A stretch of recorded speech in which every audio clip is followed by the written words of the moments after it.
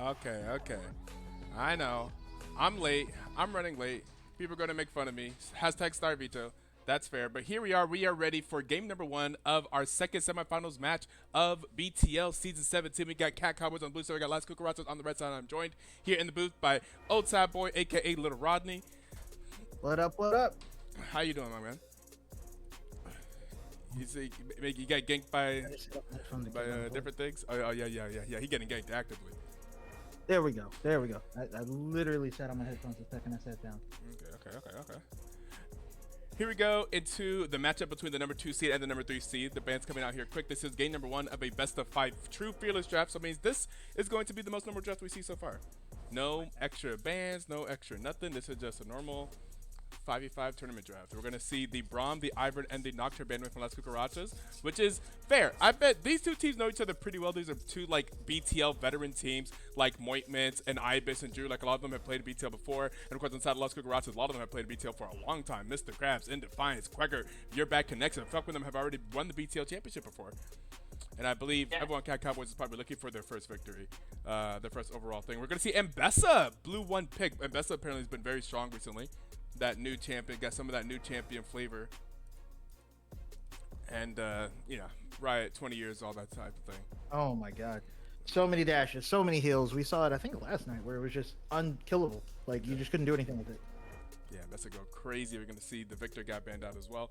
Also, in terms of like new Riot champion, although that was probably not as crazy as it is based off an old champion. Tristana and Tarek picked up here from Las Cucarachas. Las Cucarachas are going to have to get into their bag as they're playing a team that knows them very well. So, that Braum Ivern comp they've been running, they're like, nope, none of that. We've seen you guys run that over and over again. We're not going to let that happen this game. And we're going to see Tristana and Tarek get picked up here on the other side. Something I have not seen. I don't think we've seen a Tarek all season. I'm pretty sure this is the first Tarek we've seen. I think maybe one. Maybe one. Maybe. If we've seen one, it has not been often. But I'm more excited about the Tristana. Is it going to be a bot lane Tristana, a mid lane Tristana? What's going to happen with the Tristana? We haven't seen Tristana in a little bit, even with Fearless. We haven't seen it, Yeah. Although it is in about a month. Yeah, it is Your Bad Connection on the Tristana, so I'm assuming it's going to be ADC. That's because it is Your Bad Connection here. And did this lobby die? Okay. I think it just did.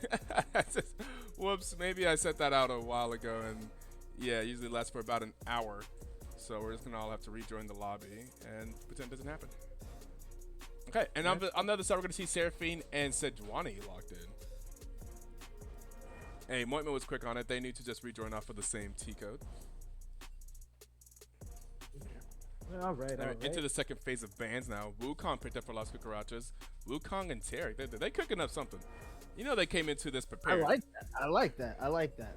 Ash going to get banned out here. Take her as a utility ADC for Moitman. Kaisa not banned. Renekton banned out. And I wonder if any of these teams were listening to what I was saying yesterday about how to approach a best of 5 fearless draft.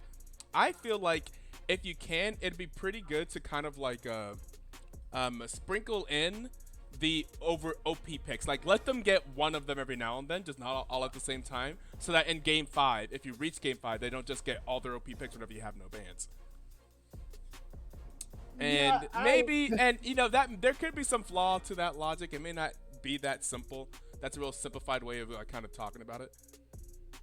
I mean, not to be a butt, my opinion on it, which I think game 5 should be.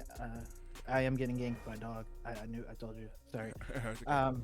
He just came in and suddenly he wants to be my best friend because I smell like food. But I still think game 5 should be blind pick, like old.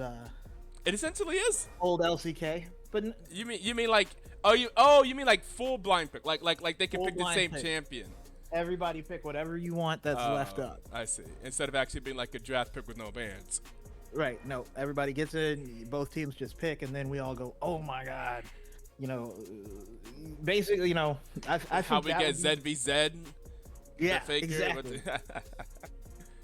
And that way, also, because we were talking about it last night with the ADCs getting pinched. Basically, we can wind up with the same ADC versus each other, and these are things that we haven't seen that kind of thing happen in competitive league in literally like 10 years. So it would be so great to see. Oh my goodness, it's a Caitlyn versus a Caitlyn, or it's a Karthus versus Karthus bot lane. That would be insane, actually. So I am a fan of that. Bigger I and put that porky. out there into the universe. Uh, I understand that I'm also a little bit of a degenerate for how I wish for more chaos in League of Legends. So um, I understand when people are like, I don't want to do that. I'm like, I get it, but like, come on, come on.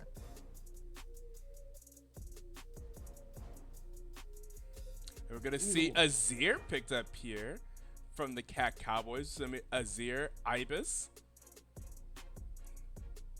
Ooh, I like that, There's been especially with some the chatter that Vygar. Ibis hasn't been having the greatest performances this season, but he is still their fearless leader, their IGL, the coolest head. Said that a lot of times if they didn't have Ibis, they would lose the game. They would just lose. They would not be nearly as good of a team, even if Ibis is not performing well. Ibis does a lot for them in that mid lane, just as a calm head, which is cool because I think both That of is these very teams true. have strong shot callers. I think we're gonna see some good Very strong macro. identity. Yes, yes, yes, yes, that too.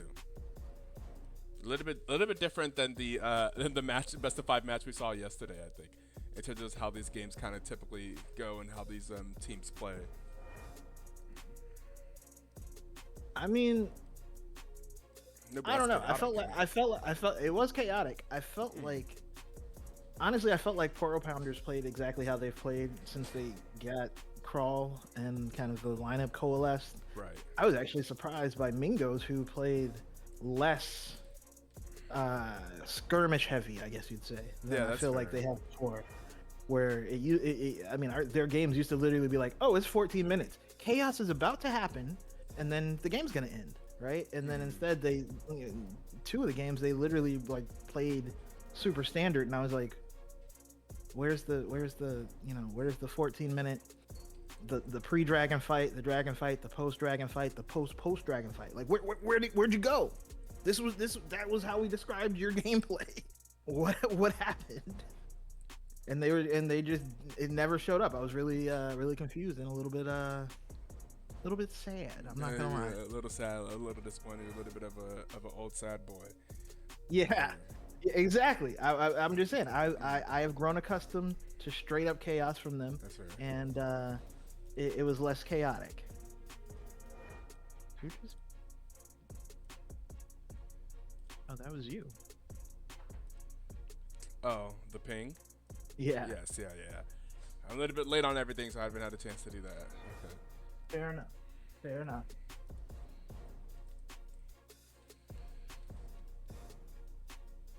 All right, let me get out the way.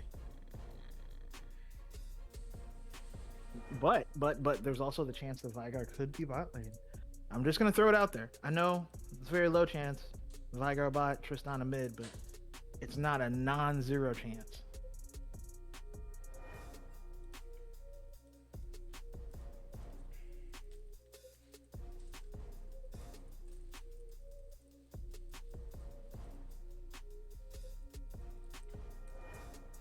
Sorry.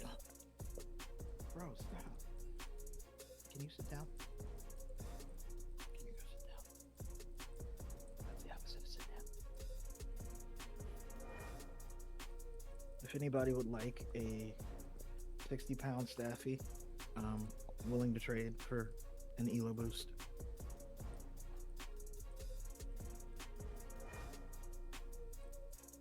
Oh, chill.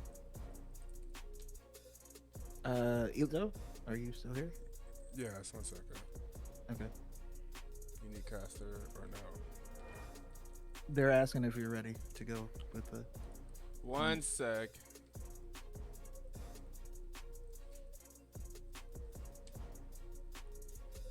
If Carl wants to cast.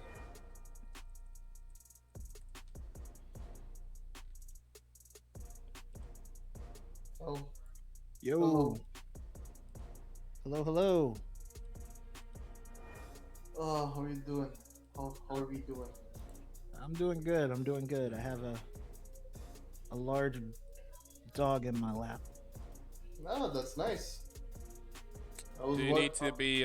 We have the T code here. I'll join. Give me a sec. Give me a second. The T code is. I saw it. Okay.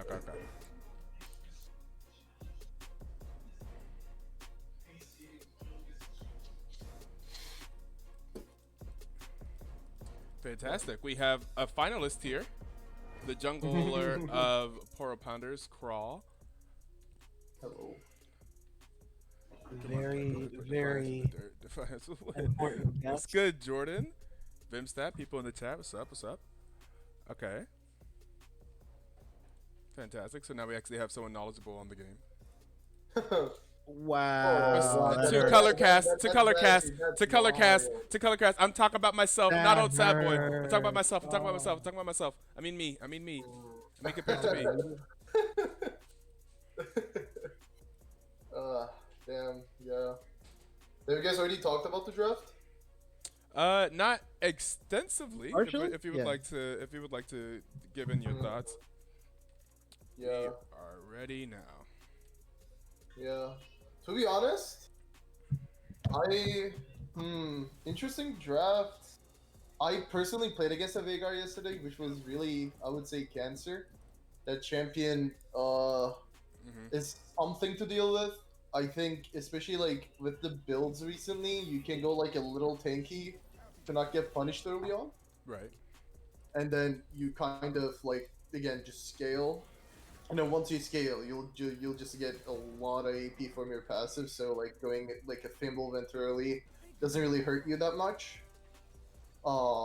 It just creates a lot of space. So I think it's a really valuable pick, especially in a Fearless where like the enemy team won't get it.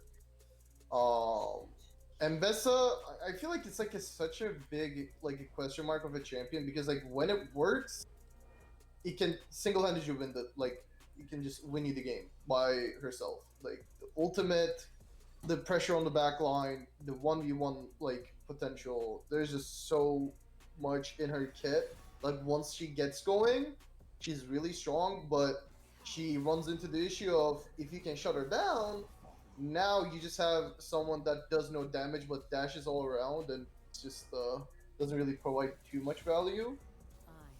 I love that they paired it up with Sejuani. You can like play with your Mbess early on. You have Azir that is a really good safe range. Like I think it's like one of the how can I say? I think it's like a good benchmark of like a scaling mage when you talk about Azir. A lot of DPS, a lot of like peel disengage for his team. So Azir can definitely provide a lot of value. This looks similar, other than the Mbessa. This looks similar to like what I think what a like a Poor Pounders draft would look like. Corki with an Enchanter support. Um, I really like how like I think Cowboys are going. Like first game, pretty straight out like straightforward team comp front to back with Sejuani. Corki is here. On the other side, Las Cucarachas have I think some like they have a Vincon, but I feel like their Vincon isn't like going into the team fights like to say like okay we're just gonna take you on a 5v5. Camille wants to split push a little bit more. Tarek obviously is I think a more of a reactive answer, which I don't really see the Tarek having too much value, other than like it doesn't allow Corki to W in as freely, to like put pressure. But I feel like as Corki, you're just fine with like kind of sitting back this game. So Sure. yeah, different win cons for both teams, and I think that's when games get interesting because now like if a team just executes better on their team comp, I think it just like you'll just be able to see it, and it will be on the other team, which I think the team on the back foot will be Las Cucarachas to like get Veigar to scale, get Camille to 2 items, and how do you really get there in general. True.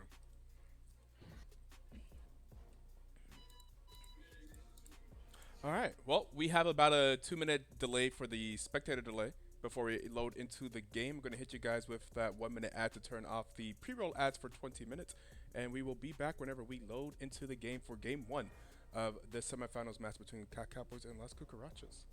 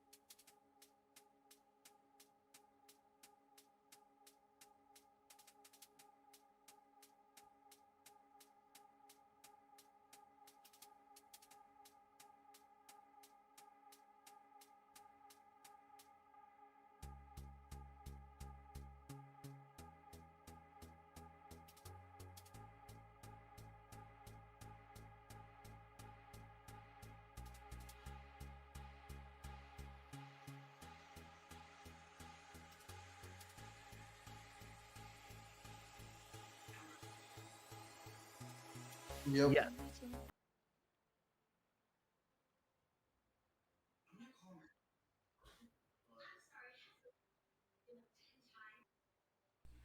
Oh, haha, the thing isn't loaded in correctly. 1 second. We got a lot of stuff I'm dealing with here at the second. I'm so sorry. You're all good. I But understand. on the blue side, we have CCB for the Cat Cowboys. And on the red side, we have Las Cucarachas. And this is game number one, so the score is none to none. I'm mostly saying that to myself, so I'll take this correctly, and here we go. Are you guys ready? Yep. Yep. All right. 5, 4, 3, 2, 1, play. 6, 7, 8, 9, Yep. 10, 11, 12, I am 13. good. All right, great. I'm good as well. 14. Let's get into game number one between these two semifinalists, Las Cucarachas and Cat Cowboys. Cat Cowboys being the higher seed, seed number two, Cucarachas being seed number three. They choose to be blue side for this game number one. Yeah. I'm not gonna lie. I feel like blue side, at least my experience last night as well. I think it's most of the time better, especially in a fearless, where like I think maybe not in the first game as much, but like the later Mm-mm. the game goes on, you get Something is afoot. Something is afoot. no. Are they going to be able to? Oh no, they are not going to be able to get Drew. Drew is going to see them and is going to drop a ward and walk away safely. Yeah. I think this was mainly to like just spot where Sejuani is gonna start from. I don't think like Tarek itself has like a really high threat on it and made. But they just want to make sure like Sejuani's not going for like a cheese gank or like so that Camille can play a bit more freely in the 1v1. Do you see any like weird choices of runes or summoners? Not that I have noticed. I mean, they all seem within the standard. I guess you call the standard variation. Some of them I don't think are as good as other ones might be, but Yeah, I I don't. The Guardian on the Seraphine comes to mind. Uh, it is not unstandard, but I do think Ares probably better. yeah. But also, I have been wrong. They might be a bit scared of like I guess just Tristana jumping in, especially with like when paired with the stun from the Taric. If you can time it well, it can pretty be like it can be scary. I like the cleanse on your bad connection. I think it allows him to like once they hit level 3, it allows him to like kind of jump in and like not be scared of the exhaust as much. You can just cleanse it away and kind of keep taking the fight. I really like that rune choice, like summoner choice from him. We see some trading up top, but Camille Yeah, with the passive shield will mostly be taking the better side of the trade. Plus, has the ignite, so if Drew is not careful, has there's that early game summoner spell to go for some solo bolos in the top lane. there's only 6 dashes and/or repositionings available in that lane between the two champions. So, you know, not volatile at all. Does not have the possibility to go crazy. Ooh, see an early gank here. Yeah, Indefiance is coming in the top lane, and that is going to be Crab jumping on him. Indefiance is going to be on the Drew as well. Drew is going to flash away and then hit a little dash for some extra distance and style points. But that is a successful first gank from Indefiance onto the top lane of Cat Cowboys. Yeah, like burning the flash is like I think the most important thing here because like since Camille doesn't have a flash and has an ignite, now Drew is pretty much just like down to summoner spell and like yes, Ambessa maybe not the champion that would get punished the most for not having a flash, but now he just has to play a little bit more careful. And I think like especially when you draft something like Ambessa Sejuani in the top side, you want to play a bit more aggro. So I think that is good. Uh, um, gank from Indefiance in the early game that will just like put his scaling laner in Camille in a much more comfortable situation. We do see the level 3s come through in the bot side. This is where I think Tristana and Tarek will be at their like, strongest for this lane. Once they hit level 3, they have much more kill pressure with the rocket jump and the stuns, the shields. They can come through for Red Strike as well. Oh, Yeah. Defiance. Here comes in Oh, Defiance again. There Lakey. is no ward. Lakey is gonna get caught. Is gonna get stunned. Is have the explosive bomb on. Is gonna try to get away, but that is gonna be first blood for your back connection. Now jumping on that Mointment. Mointment is going to be okay. The heal was used by Lakey, but that was the I guess the ignite. Excuse me, from Red Strike also used, but all in all, that is a very not explosive as far as summoner spells first blood fight. On the top side, we do have Glue Stick up here looking to make a play maybe onto Mr. Krabs under tower, but Mr. Krabs is hanging out. Glue Stick is actually going to tank the tower shot and is going to have to walk away. Now Mr. Krabs is unafraid. Drew's going to get a little, looks like slash and dash, but not quite. I apologize. I don't quite know all the Ambessa names yet, and they all have double names as well because Riot just hates champions, or not champions, casters. It was either a cunning sweep, most likely, but that is going to be a stun on the Mointment now. Mointment now trying to get the Gatling gun going down. Lakey is going to help join the fight. The minions are there as well, helping push, but now it's going to be your back connection using the rocket jump to jump in. It's going to flash as well, and he's going to get the kill on the Mointment, and now he's going to jump over Lakey, trying to get onto him, but is not going to be in range for the stun from Tarek, but that is a 2-kill Tristana already down here in this bot lane. Yeah, and a very nice shuffle there from Ibis, keeping Kugert and In Defiance away from the Emperor. And actually, In Defiance is going to back, and Kugert might want to consider that as well. Is under 25% of his health. yeah, and Ibis right now has a little bit of mana, so he can look to push, maybe burn a flash from Kugert there, but Lakey is gonna come mid, help his laner push this, and get a good reset.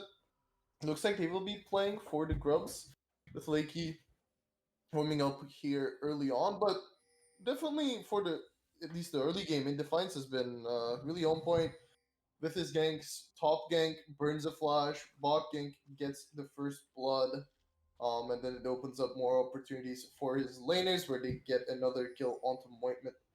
Now, no flash top, no flash bot, so Mointment and Drew will have to play safer in these lanes. But as I said, like I think you have an Azir, you have a Corki, you're not like that bad at the scaling. Like you're just kind of okay with scaling into this game. Yeah, You're not under too much pressure. We did see the Corki get really strong last night. Yeah.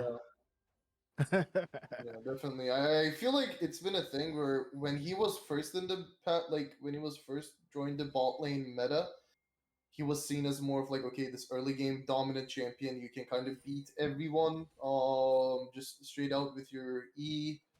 But I feel like it's turned more towards okay, let's just do the Triforce, the Metamune, and then go for a 2-item power spike. So now, not as strong with this build in the early game, but once he hits his 2 items, he is definitely going to be a force to reckon with. And you see, every time you get hit by the cage, yeah, like every time you get hit by the cage, you just take so much damage from the Veigar.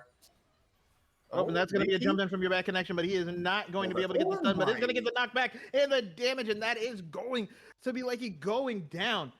No time to heal, no time for the empowered heal either, just deleted. And this is looking like a tough time for the bot lane of Cowboys. We do get an ultimate coming in from Glue Stick, but that is not going to be enough to get Kugert. Kugert is going to be able to get down the event horizon and is now going to turn around. Glue Stick walking away. There is some help from In Defiance, but In Defiance is not going to be needed. There was also a little bit of a roam coming up from Red Strike, also not going to be required. I do want to say on the Corki, it does look like it's going to be a Triforce Manamune build that is different than what we saw last night, which was almost a full like crit build. Yeah. Yeah, when my ADC was like before Deadbotting was going for that build, he did say like almost no one is going like full crit anymore on Corki, even on pro builds. I think people are more comfortable with like, okay, let me just sit back, farm, and scale, because like it puts more pressure on your laner to like kind of grab the lead with like the collector IE build. So like especially assuming that like they wouldn't be able to like match this Tristana Tarek at this point in time, it's definitely I think the right call for him to like go with the more more scaling option. But on the other side, I feel like if I'm Las Cucarachas, I'm completely okay with this game state. You get the first dragon, you lose Grubs, but your Tristana is super strong. Currently up 800 gold by himself. And I think at this point you just like want to play with their pressure, maybe get the first third down, and then like get Tristana to like move around the map. They are looking for the Tristana, but not going to be able to see it. The Tristana is not going to be able to get the stun. That is going to be the exhaust dropped by Lakey, but your bad connection is going to cleanse it and take 60% of Lakey's health immediately. Did use the Buster shot, but also will have a rocket jump available literally right now. So if Lakey is caught out of position, like say trying to contest this ward clear, excuse me, could be a bad time. But they are going to walk away. It looks like the White Grubs are being pinged now by Red Strike, so that might be the next objective for those Cucarachas. On the top side, Drew and Mr. Krabs having a bruiser off, I guess. I do wonder if Ambessa is going to wind up like the fifth horsewoman of the top lane. But that is a ton of damage from Mr. Krabs, and that is going to be Drew getting taken down, not able to get the public execution. Now it's going to be Glue Stick getting the stun under Mr. Krabs, and Mr. Krabs is going to continue to fight, is going to get a little more heal coming off with that Q in the right position, and it's not going to be a problem. The Camille going to walk away just fine with the solo kill in the top lane. And now we see Glue Stick getting forced off of the Grubs as they're about to spawn in about 10 seconds. So it could be bad times. Red Strike and In Defiance hanging out up there looking to apply some of that pressure. It looks like it's going to be Tristana actually coming into the mid lane there.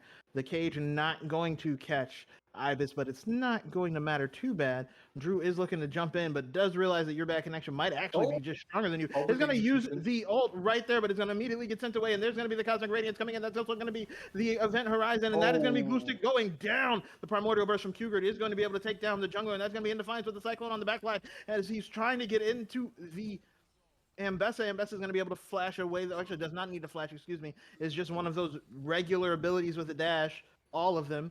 That is going to be another Event Horizon from Ibis, though, from Cougar getting Ibis. Your bad connection is going to get a little trade on the side, and it's going to be In Defiance on to the Grubs in the meantime.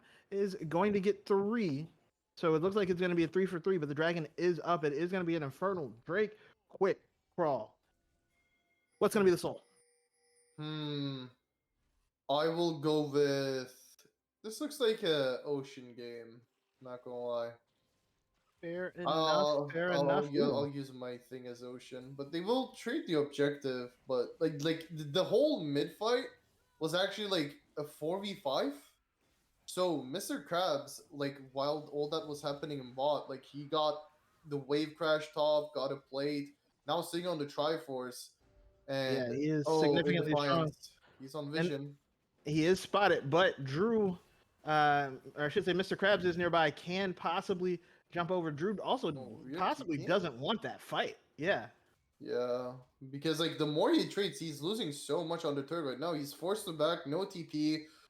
This is going to be Ibis loses half his health. Cougar is going to be there. That is going to be the Glacial Prison coming through, but that is going to be Red Strike helping out. The gameplay button too strong. Cougar is going to be able to secure a kill with a help from Red Strike, and now it is 0-6. Los Cucarachas looking very strong in this early game. Yeah, he pressed the outplay button. He pretty much said, "Dodge this, bro," and then just pressed R. And yeah, that ultimate does a lot of damage.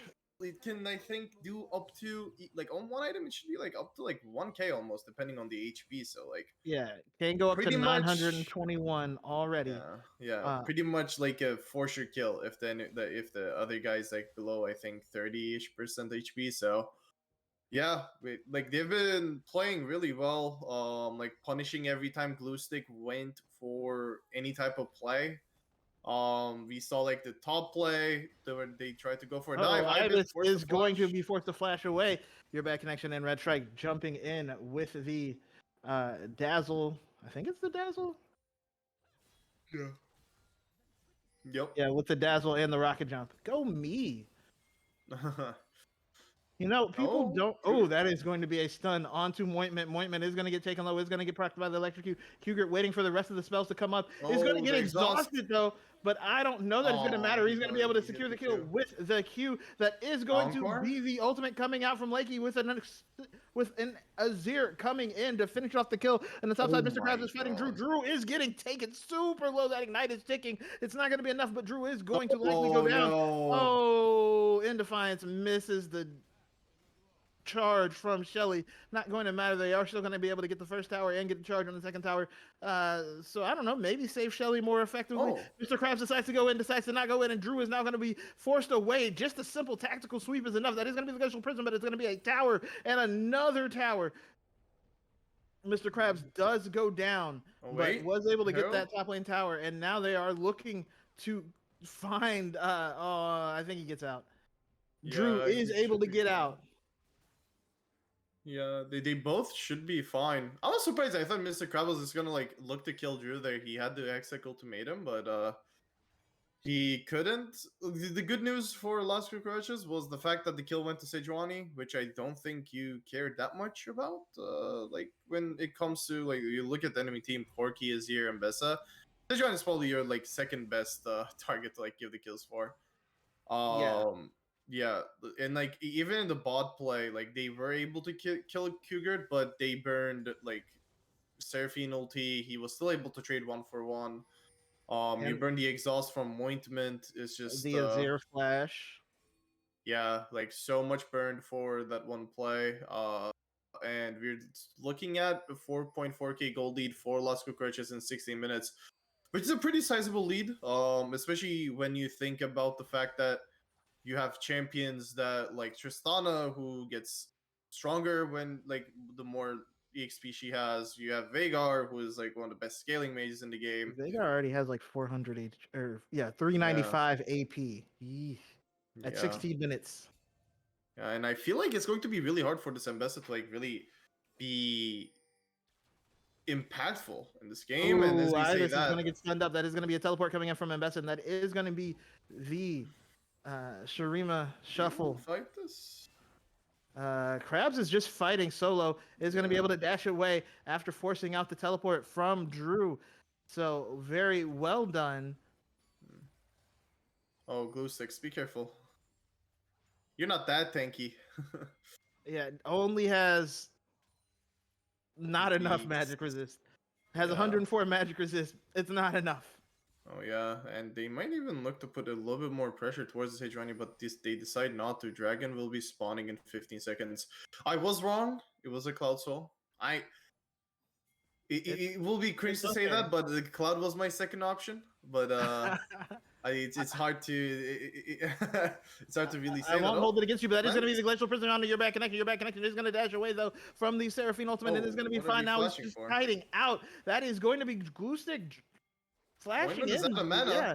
Oh no, and Defiance is going to go in. It does have the radiance. It's going to push down a cyclone, and that is going to be Oh, Ointment that's going fun. down. The tower is going to be raised by Ibis to prevent any further action, but I don't think it's going to matter. Cougar trying to fish with the event horizon, but it looks like either way, it might be a dragon for Los Cucarachas. Yeah, glue stick has been, I think, just impatience at that point. Like you got your combo off. Even when he flashed, Mointment was low mana. You already used the Seraphine ult. I think there wasn't really much more that they could have done, even if he got the stun off with his E. And like Tarek still had ulti, like he used it afterwards. So yeah, a little bit of a bad play, and they burned 3 flashes for that. They're looking to put some pressure on Mr. Krabs. Oh, that is going to be the public execution. That's going to be the X-Tech ultimatum, excuse me, but he's just stunned. That is going to be the case coming in from Cougar. Ibis is just going to barely survive. Psych. That is going to be a flash forward and a Q from Cougar. Cougar might get stunned, though. Is going to get stunned. That is going to be Blue Stick getting the kill, though, not Drew. And now the rest of the team is here, though. Lakey is likely to go down. Is going to get pushed away and sent down. Earback connection now. Looking on to get onto Drew. That is going to be Drew going down. Now it's going to be Blue Stick. Likely going to be the third as a triple kill for the Tristana. Yeah, and the notification that you hate to see. Objective bounties are available soon. And this Tristana is looking mad scary right now. Ointment failed the Valkyrie, but just I guess just far enough away because I thought your bad connection was gonna keep hitting him there after the Valkyrie hit the wall. Yeah, and like again, you're looking for plays to punish, but like you get 2 kills, which is I think like when you look at it, it's not really bad. But like those two didn't really have a shutdown. Did that freeze for you? Yep, it froze Okay. for me as well. But yeah, like when we look at the gold right now, look, Tristana is up 2.2k by herself, another 2.3k gold lead in the mid lane. Jungle looks to be even, but another like 1.5k in top. So like right now, your all of your carries are down close to 2,000 gold in every lane, and I feel like this is where you say, okay, guys, let's let's step on the brakes. Let's slow this game down. It's a Cloud Soul. Obviously, you don't want to give any type of soul if you can, but like I think you're fine with just like, okay, let's get a few items on our core key. Let's get the men immune at least, and get like 2-3 items on our Azir so that we can actually like do something in these team fights. Because at this point, if you're trying to fight with the gold deficit that you're at right now, you are just pretty much saying, okay, let's just let's this game ends fast and then we just go next game. They really need to slow this game down. Which, uh, again, I don't know if that's going to be the answer, but I feel like that is your best bet as far as this goes. I can understand and do agree, but at the same point, are we gonna get a game? Did something Yeah, major happen? I'm glad it's not I'm just me assuming because it's just like a pause, but we like didn't get the normally even pause pause as notification. well. It's either that or Las Cucarachas ended the game like in the next 3 minutes. Which, which I guess if they have Tristana, they have Camille. This might be a possibility, but I would be really surprised if It's that was the case. not inconceivable, like not inconceivable, but worrying. Yeah. Well, to be honest, as someone who lost the game at 18 minutes last night, it's not the end of the world. I can tell you that much. I feel like, yeah, because especially in a like fearless best of 5, I think it's really important to be able to just say, okay, if you lose, we just move on to next game. Don't think too much. Pretty much. That is true. That is Yeah. true. Because at least now you think about it, you don't need to worry about Corky being picked on the enemy team. You don't need to worry about Mbessa the whole series. You don't need to worry about Camille, Vagar. These are some like really strong champs that can affect your whole draft. So I think it's It like a froze. spectator bug. It looks Yeah, more like. yeah. Somebody, like 20 seconds, 20, 30 seconds.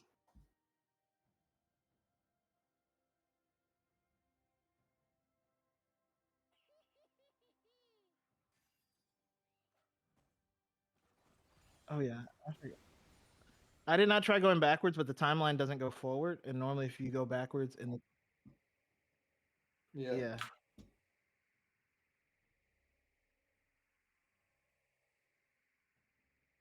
like it's all the signs of a pause without a pause.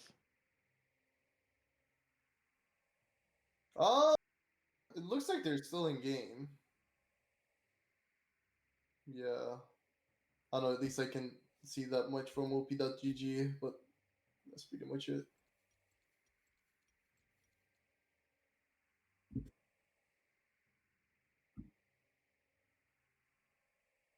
I'm pretty I sure I don't have Red think Strike. so. I I'm don't think reasonably so. sure I have Red. That'd be ideal. Okay, I exited, but yeah, 99% sure I have Red Strike on here. Yeah. You can spectate off them if it does. Yeah, exactly. Yeah. When the game pauses, it messes with the spectator replay a few minutes after the pause. Yes, that's true. Oh God, it's so sad. This is still an issue. Run into. I think. Okay, it is letting me spectate Red Strike. Okay. Um,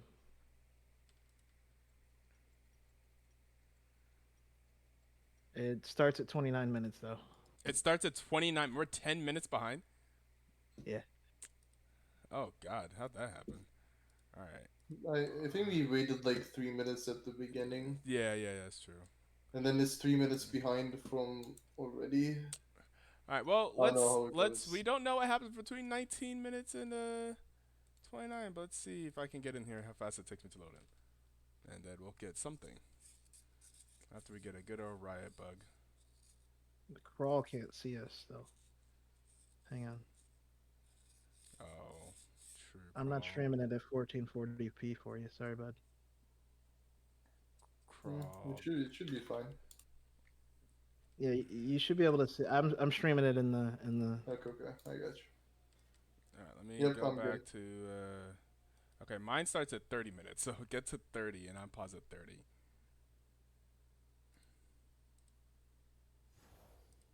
Oh, something happened at Yeah. 29:30 that I'll never find out. Oh yeah. All right, am at 30. All right, and crawl. They win. Are you streaming? All right, great. 5, 4, 3, 2, 1, play. Oh, 1, oh, 2, 3, Yep. 4, 5. All right, let's get back into it. It looks like Las Cucarachas have only continued to be further ahead here at 30 But they minutes. did not break the base for that whole 10 minutes. Oh, true. It looks like they got Baron and still did not break the base. So good job by Cat Cowboys. Like Crawl was saying, they need to stall out, have stalled out at least a little bit. That's at Kugert is level 17, and Ambessa and Drew on the Ambessa is not, but that is going to be the Glacial Prison going to be used on Defiance. He's going to use the clone to try to get away, but I don't think that's going to be enough. It is going to be the burst from Kugert, though. Oh my goodness, Drew goes down, and now Glue Stick is going to go down as well. It looked good for a second, looked like a pick. Now it is not a pick, and we have Mr. Krabs hanging off on the flank. That is going to be the inner tower in the top lane going down. Ooh. Mointment trying to stay alive. 1Q. Oh my god. Kugert has 1200 AP, by the way, friends. We didn't get to see it ramp up. 1223 on that Vigar. But that is going to be 2 inhibitors going down. Those Cucarachas now looking on the third. That is going to be Mointment able to get away from the stun, but that is going to be the only thing he escapes as the explosive bomb goes off and takes so much damage. That is going to be 3 inhibitors taken by Los Cucarachas as they look to back off and reset. Yeah, and like when you look, it's like you're down one full item in mid and bot lane. You're down half an item on top. Maybe even more after Mr. Krabs gets this reset. Um, yeah, let's say one item flat, and yeah, looking a little rough. Las Cucarachas will be looking to get the soul, not soul. Yeah, the soul in 2 minutes. I thought the blue buff timer was dragon for a second. My bad. But yeah, they still have the Baron. 3 inhibs down. These waves that are pushing in right now, it will be. They can definitely end the game on this push if they look for it.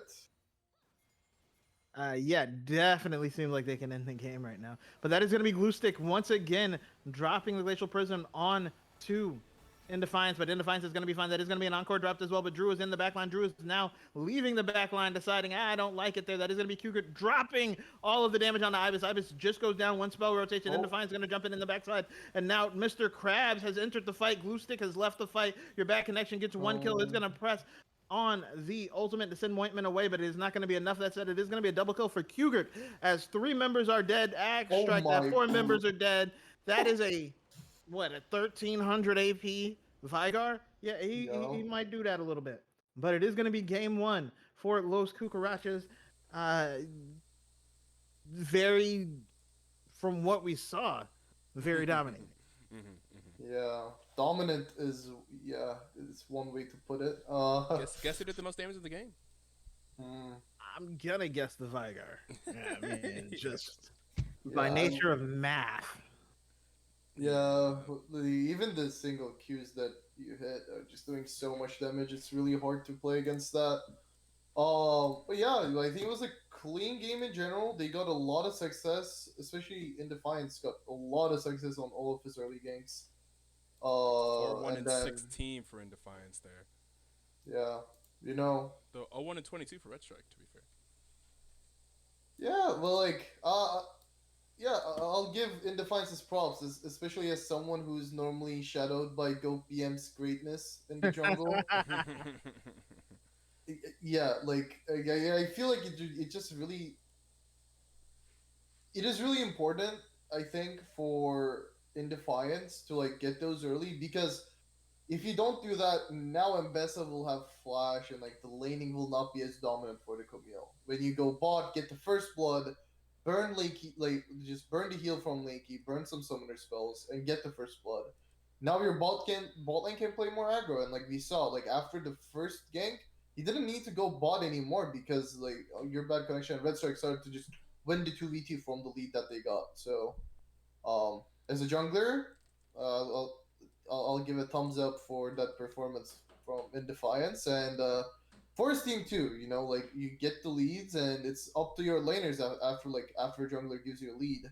It's up to you to like really push that lead and like turn the put the game state in a place where you can like slowly kill the enemy, get objectives, get turrets. So yeah, props to Las Cucarachas for that game one. But game two, none of those champions will be available, so they have to come up with either same game plan, new champions, or a completely different game plan for game two.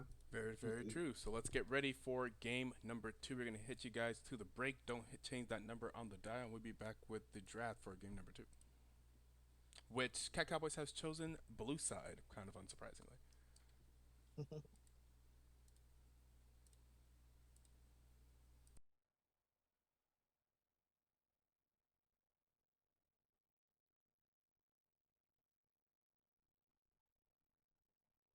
Out, 'cause I cannot fight this feeling anymore. Feels like I've been blown away. I'm pushing out, we're not running round in circles anymore. Feels like I've been blown away, and I won't do it again. No, no, no, I won't do it again. No, no, no, I won't do it again.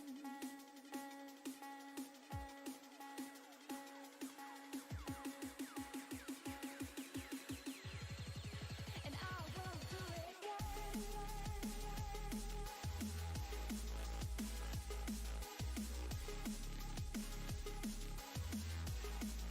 And I won't do it again.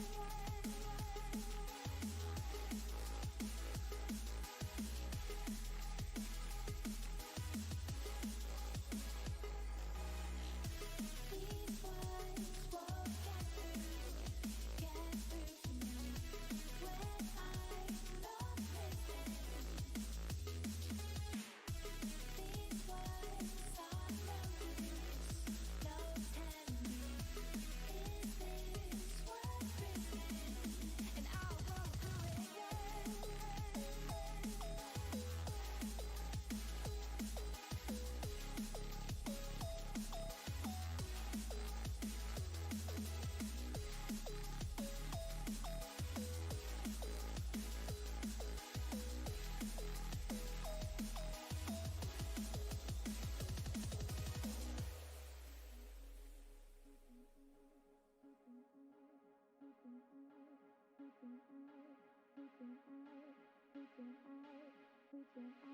I'm reaching out, 'cause I cannot fight this feeling anymore.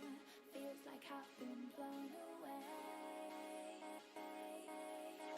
I'm pushing out, we're not running round in circles anymore. Feels like I've been blown away, and I won't do it again. No, no, no, I won't do it again. No, no, no, and I won't do it again.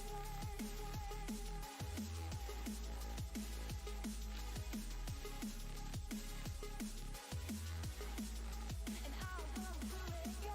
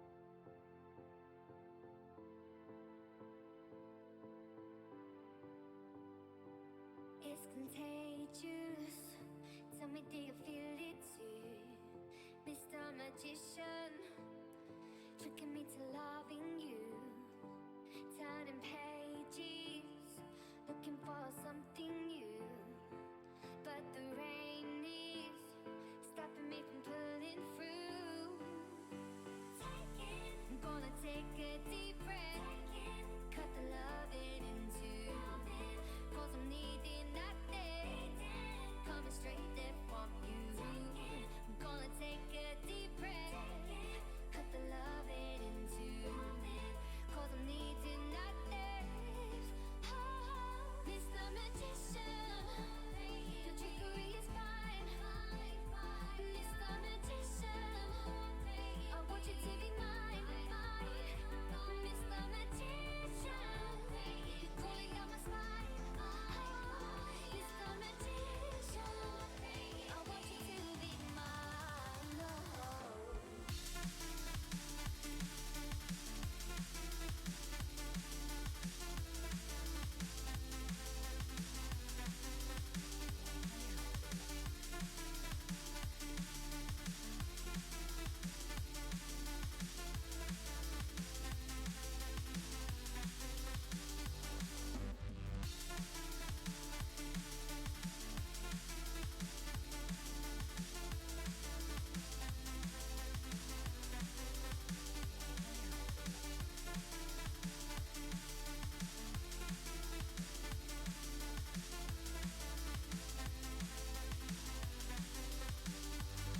It's tradition for you to fall in love with me.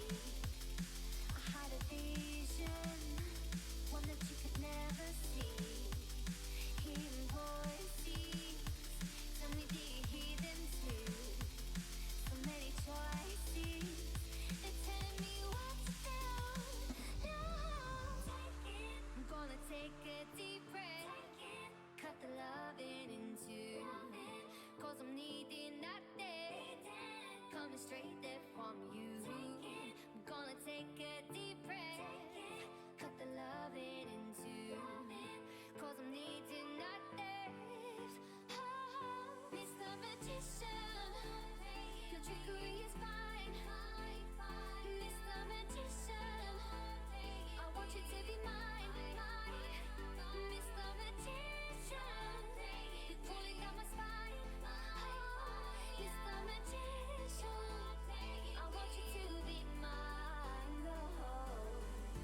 I take a breath, I suffocate.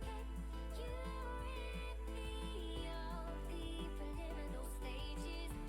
You're playing with.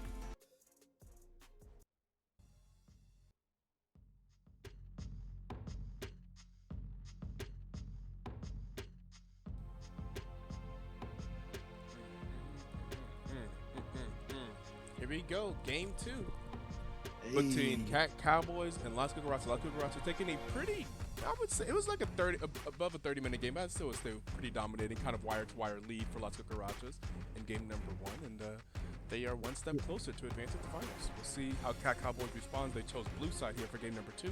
This is a true fearless draft, so all the champions you saw in game number 1 are no longer available. That includes Ambessa, Seraphine, Sejuani, Corky, Azir, Tristana, Tarek, Wukong, Vagar, and Camille. And I'm realizing this music is loud as hell. Hold up. So hopefully y'all can actually hear me and the fellow casters now. I'm still joined in the booth by Crawl, who is already the BTL S17 finalist, and Old Sad Boy, who's a finalist in life. Which I don't know what that means. What does that mean? Oh, It means you're old. So No, wait, no, I didn't mean it like that. It was supposed to be positive.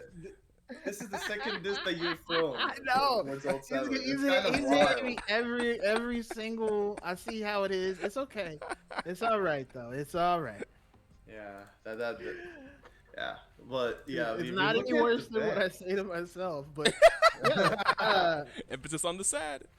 Yeah, for real. like, See, again, I literally just got a meme. Someone sent to me. It's like the used car salesman meme, but it's a brain, and he's like, "This bad boy can hold so many intrusive thoughts." And I was like, yeah. But it is gonna be at Graves 4 in Defiance on Cat Cowboy. Wait, no.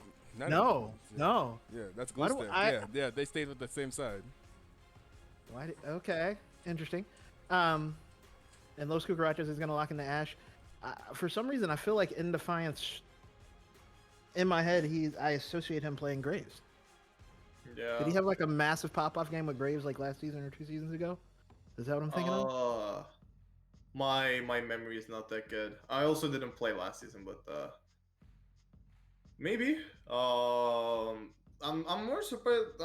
It's really interesting to see Las Cucarachas going for all these bans. Given I feel like Syndra, Victor, they're like really prio mids, so you don't want like CAC always to, like have them, then like kind of like not being able to use them later into the series. Graves' first pick is always, I think, a question mark for me because I think it limits your options when it comes to like drafting for the rest of the team, especially like when you're playing against a Skarner. Like obviously as Graves, you can't really punish Skarner just as much because of how tanky he is. We see them pair the Graves with Varys Maokai, so a little bit like Ooh, I like long that. range CC coming, especially with I really like Varys into Skarner just off like you have your percentage HP damage with your W passive on Varys, so it actually makes killing Skarner way easier. But as far as the laning goes, I feel like especially with Ashe Leona, that is a really just okay, let's just fight you right out type of bot lane for the Las Cucarachas, which is I guess kind of similar to what they had last game, especially with like when you think of Tristana, you want to jump in, and Terry can like help her do that. Now they're just gonna like hit you, slow you, stun you, pretty much like the whole fight. So it's I don't definitely know. going to be something hard in the bot There's a side. lot of CC going around. Yeah, especially with the Skarner as well. Like, if you get That's hit by one tough. thing, you are more than likely dead. And I guess Maokai is a flex.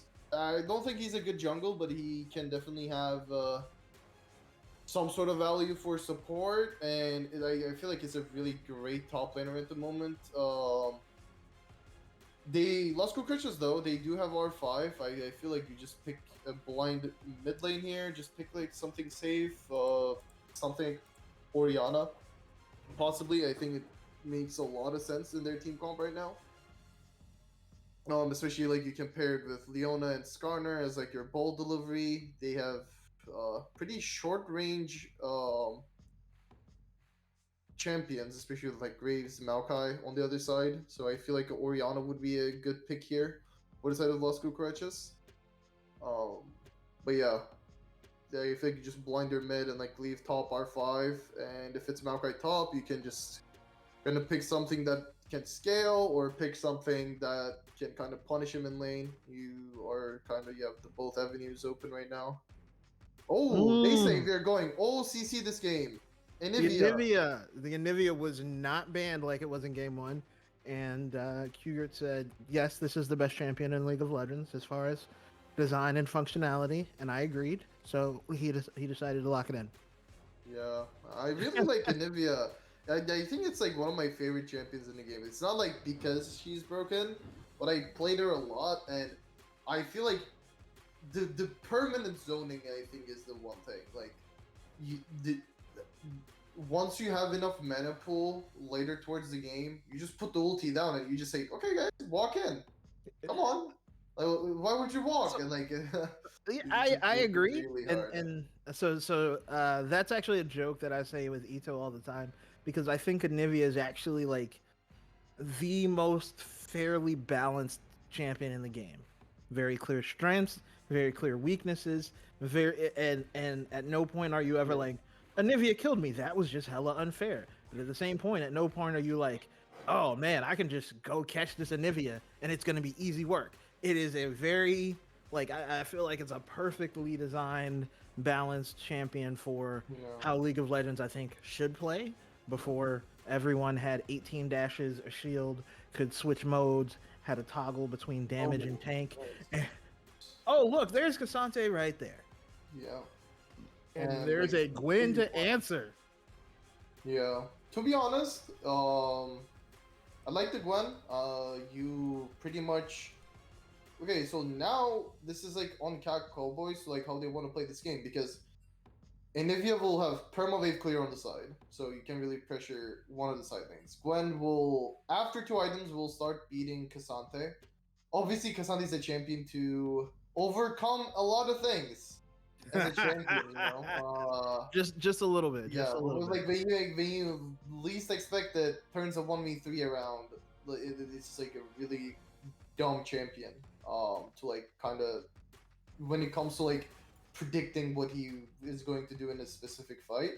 But like Las Cucarachas right now, they have a lot of CC. They have a really high damage top. Ash can once she like starts getting those auto attacks in a team fight, she can dish out a lot of damage. And you just have a lot of CC, so it's not as easy for this Cassante, this like Graves or Maokai to like really like even if they're staying in front, it's not easy for them to like okay, let's eat some damage and back out. Not really. And while you were talking about Anivia, I think I really agree with that. Like she's a really balanced champion, but she's really good at what she does, which is like zoning, follow up CC. And I feel like Anivia is one of those champions where like you wouldn't expect it, but there's actually some like really great skill expression with how you can use the wall. And you can like cut off the front line completely from their back line where like they're not able to walk, they're left overextended, or like even if it's a squishy member, all of a sudden there's a huge ice wall like Hey, sitting between them. So yeah. I mean, yes, but you're leaving out the best walls. The walls that trap the enemy between a wall and a wall.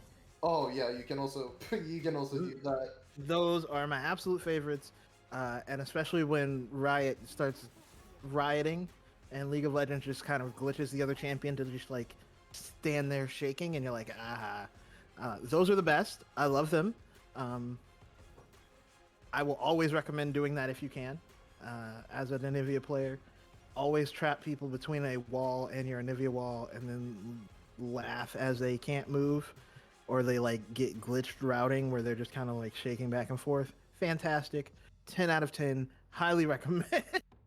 Like it is literally to me one of the most satisfying things in League of Legends when you're like, oh, it's almost like a wall stun, like when you're playing Kiana, but it's better because instead of them just being stunned, like the actual unit will just kind of like glitch for like a solid 2 seconds, and you're just like, I did that.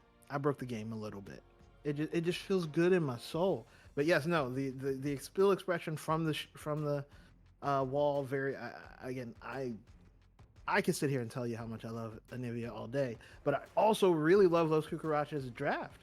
It's literally just everybody stop moving, which Yeah. is just it's very easy to win fights when the other team can't move. Yeah, that's what I was gonna ask. Which teams draft you will like more? And I think I have the answer. I think my answer would be the same. Like I feel like I like Las Cucarachas more, and not only because like the amount of CC they have, I really like how their team comp functions throughout the game. Like early game, obviously, Skarner is not the best early game champion, but again he can still provide some value. Really good ganks like coming through the wall. You have a really strong bot lane for the early game. That you can play towards. Then you have your laners. Gwen is probably one of the best scaling champions in the game. Goes into her W and murders tanks. Can kill people with his ulti alone from range. And you have Anivia, which is again like one of the champions that can. If you're losing, you want to have an Anivia. She just opens the ult and people cannot siege anymore. So You can. Really, I think it's like a really good all-around draft. The only thing that they might struggle with is the amount of AD damage they have in the team comp. But I don't think it's your biggest issue, just because Cassante will have to match like a AP soul laner in both lanes, so I don't think he can like really afford to go a lot of armor. And I think that will be really good for the Ashe later the game goes on.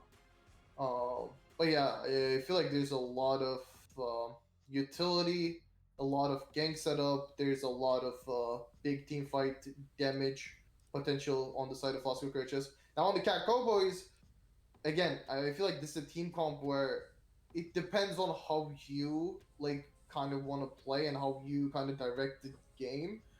You don't have that much options in bot lane other than really like playing reactive. The Graves, I think, is the kind of the X factor here. If Gluestick can make things happen, get a few kills, Graves is known to be a menace when he snowballs. You're just gonna two-tap people regardless if they're a tank or not. So, I think my one of my eyes is always going to be on the Graves. You have Hui, which is like I think you can function pretty similar to the Nivea, where like you have a lot of wave clear, that you can kind of stall the game out. And then yeah, you have Cassante. I don't think that needs an explanation. And while I was yapping, we're almost done with the spectator delay. Sorry to Etoe Yeah. for not being able to tell us the delay. Yeah, it's okay. I We'll, guess, we'll skip the 1 minute ad this time. Okay. as we hear. Wait, Yeah. what? My game Wait, just it just, disappeared. yeah, it Wait, just what? loaded in Wait, at 30 what? seconds. Wait, what? What? Okay, the spectator delay was a lie. We had 26 seconds left, I saw, and it just started loading in. I'm not gonna lie. As an Oh, yeah, no, we're in. Okay. We're in. Oh, okay, we're actually it. Okay, wow. The game was like, okay, we did the small joke last game. Yeah, let me help It's him out this really time. efficient. It's Yeah, really, yeah, it's yeah, really yeah. efficient. Now it's super efficient. I'm paused at 5 as we just I got am as well. rocketed into that game. Yep, I I'm good don't as understand well. what just happened. All right, you guys are paused at 5.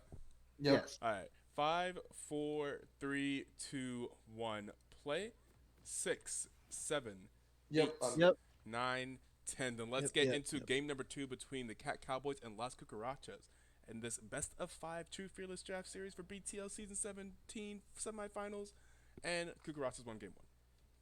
Yeah. Oh, and this is a great invade comp, I think, for Los Cucarachas. They are walking down this bot lane. I would be very worried if I was Cat Cowboys because 1 CC is 5 CCs. Hover the Is you're wall, dead. guys. Hover the wall. Don't let them see you. And They are yeah, on the especially wall. with the Nivea stun, Lakey needs to be careful. Wait. Oh, they where got to is he here? slow. They got to slow. But I Flash think over Lakey attack. is fine. Let's go. Oh no. But yeah, they will get away with it for the time being. They I will be was spotted, but it looks wondering. like it's going to be a deep ward on both sides, on both red sides of each jungler. Yeah, I was wondering if Mointman was gonna go like maybe a poke build. It's probably not like your best bet, but I could have like maybe gave a little more leeway, especially for the laning phase. But again, I think you need a little bit of DPS against the Skarner and Leona on the enemy team. We see that at least the blue side they will spot the Skarner pathing bot. Ooh. We see a little bit of two-man stacking in the bush. Cheeky bush action, but your Oh, bad connection oh, shows. the wave. He showed, but they don't. They still haven't I mean, seen they Red probably can Oh, guess where Red Mointman. Strike is. Red Strike is going to You get the don't stun on the wanna go Lakey. auto attack. Lakey's going to get the root on the Red Strike. And yeah, they both just trade aftershocks. Yeah. And to be honest, the your bad connection got a good few auto attacks onto Mointment and another W as well. So Mointment is already like below Ooh. 50% almost. And I feel like this is the one thing about Graves. You're not really scared of like early gank of Graves. Like, I think it's one of the champions that you don't really care about unless you're like completely 1 HP. Regardless, they will get the safety ward. So yeah, this bot lane will be playing to put a lot of pressure in the spot side. Ooh. We already see though, like Hui, like, this is like the small amount of time that you have where like Inivia is at her weakest. Yeah. The mana pool is a big issue. Not the bet. I At don't least they reworked like. it. Ooh. I Blue like the Stick is name, though. into the jungle know, of Indefiance.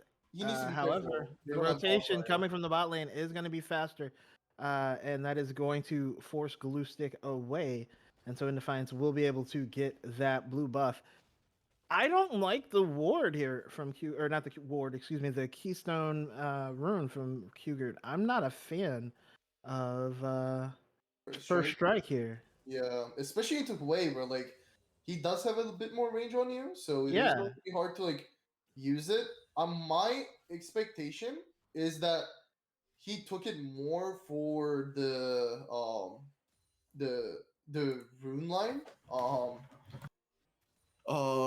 the key line or whatever it's called, because if I'm looking, he has the boots.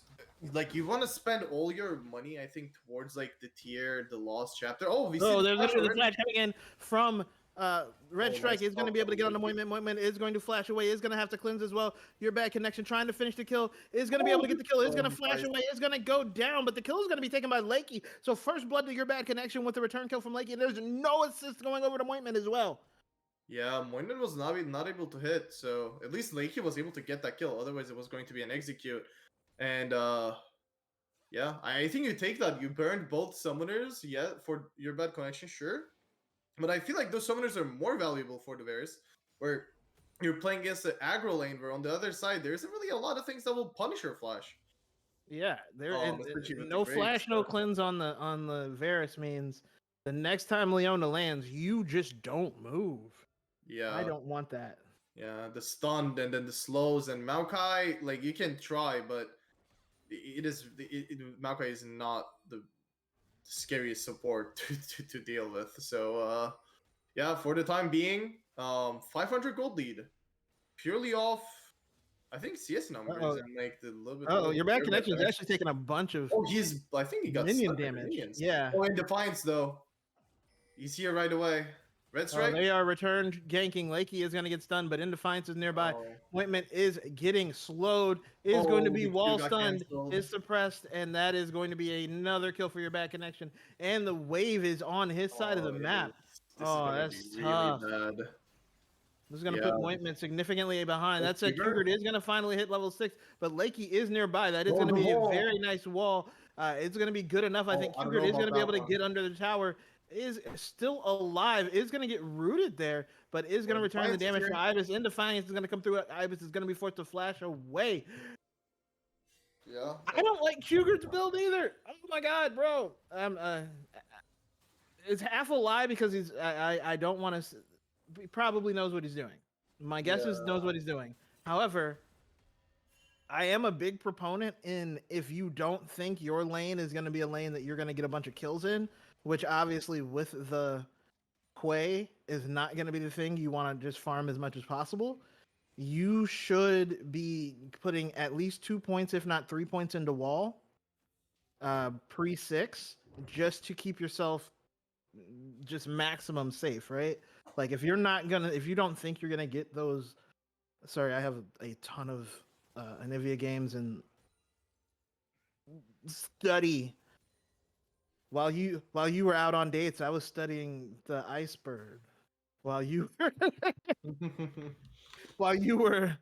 having fun with your friends, I studied the iceberg. But no, I think if it's not a lane where you're likely to be very aggressive in, I think going 2 or 3 points into the wall just to allow yourself that extra safety will save you a summoner spell or two. It's not an original thought. Froggen said it at one point, which I think it's just we see a trade, but yeah, he is fighting Ibis. Ibis is going to get the Spiraling Despair. There is still the passive available for Cougar. Cougar is going to walk away. He is not dying. There was a lot of circles. It was circles on circles on circles. A lot of circles, but I think it's like another tilting part about Anivia where like if you're trading 1-for-1, you're not trading 1-for-1. Like you have to kill Anivia, then kill her again. Which I think Ibis just took the passive with a long range, one of the abilities. Yeah, but again, like I feel like with the Lost Chapter finish, you have your tier. So like now, I think Cougar is fine with like just staying here. Like he doesn't need to reset. He'll just crash next wave, and Ibis is more than likely going to miss out maybe on a wave. Like Gluestick might have to like grab this one, and this is where Anivia kind of gets tilting to play against. But the good thing is you took the passive off, so like next time you are maybe able to kill, or like next time Cougar is low, now you don't have to worry about that. So that's good. While we were talking about that was going to be the ultimate coming out of Ointment. We don't get to see it, but it was cleansed by your bad connection. That is my guess. Yeah. We don't get to find out for sure though. Yeah, he did get the cleanse off. And while we were talking, they did trade objectives, and I feel like getting the grubs is actually pretty good for the side of Las Cucarachas. If you can get the 6, since Gwen will have the upper hand in these like lanes on the side lane, especially later on, she takes these turrets so Ooh, fast. Ibis though. Ibis does get rooted, and there he has is to Glue Stick flash. nearby. Lakey's on the other side as well. He is gonna walk away. Indefiance Oh, is here. I don't Glue know Stick that though one. is not going to be able to do another. There it is. Oh, well Collateral played by damage is gonna come Lakey. through, and now Indefiance is gonna go down as well. Does Yep. not flash over the wall. Lakey's gonna be able to take the kill. So that is 2 for Cowboys. Yeah, good follow up from Lakey. Got behind the Nivea and was able to make the play happen. Now Graves has a kill and an assist, is up ahead in CS as well, and this is what you want to see. Not having the passive. Oh, Oh, there's going to be the I ultimate don't know coming in from about Red this. Strike, and now is going to be able to get the stun You're onto bad Ibis, connection but though. the Ash is having to kite away from Yellow Blue solo Stick. bubble? That said, Red Strike is hanging out, just absorbing the ultimates there, and now we do see the Oh, he's root back coming in? out. Red Strike goes back in. Water Ibis is still solo. alive though. In Defiance is Oh, going to get big the ult. two-person impale. Is going to pull back Glue Stick and Lakey, but there's not enough damage coming in from your back Water connections. solo. They're not able to. Oh, Q from Indefiance is going to be able to take Ibis on the other side. Now we do have Kugert onto Mointment. Should be able to win the fight. Oh no, he's Oh, not going to be never able to mind. dodge out the arrow. Mointment is able to solo kills up mid laner of Las Cucarachas, and Cowboys now up 700 gold. Yeah, mistakes happening, especially by Kugert walking up too much, taking too much damage when you don't have passive, and gets punished for it. It looked good for a second there for Las Cucarachas with the ultimate from Indefiance, but their bad connection was already chunked, so doesn't work out the way they wanted. With the kill onto the Anivia, Mointment is actually like even in gold now with your bad connection, especially with the 15 CS lead that he has as well. So things are looking better than last game, at least, for Cowboys. Top lane, you're not down too much CS, you're down around a wave, I think, worth of minions on Cassante, but I think you kind of take that knowing that you're in a bad Uh-oh. matchup. Oh, There's going to be a stun on the Ibis. Ibis Ibis has flash. is now going to use. Oh, he's not able to No, move. it's not going to matter. That is going to be a double ult. Ibis is going to be able to get the claw down, but it's not going to matter. Your back connection is going to be able to take the kill.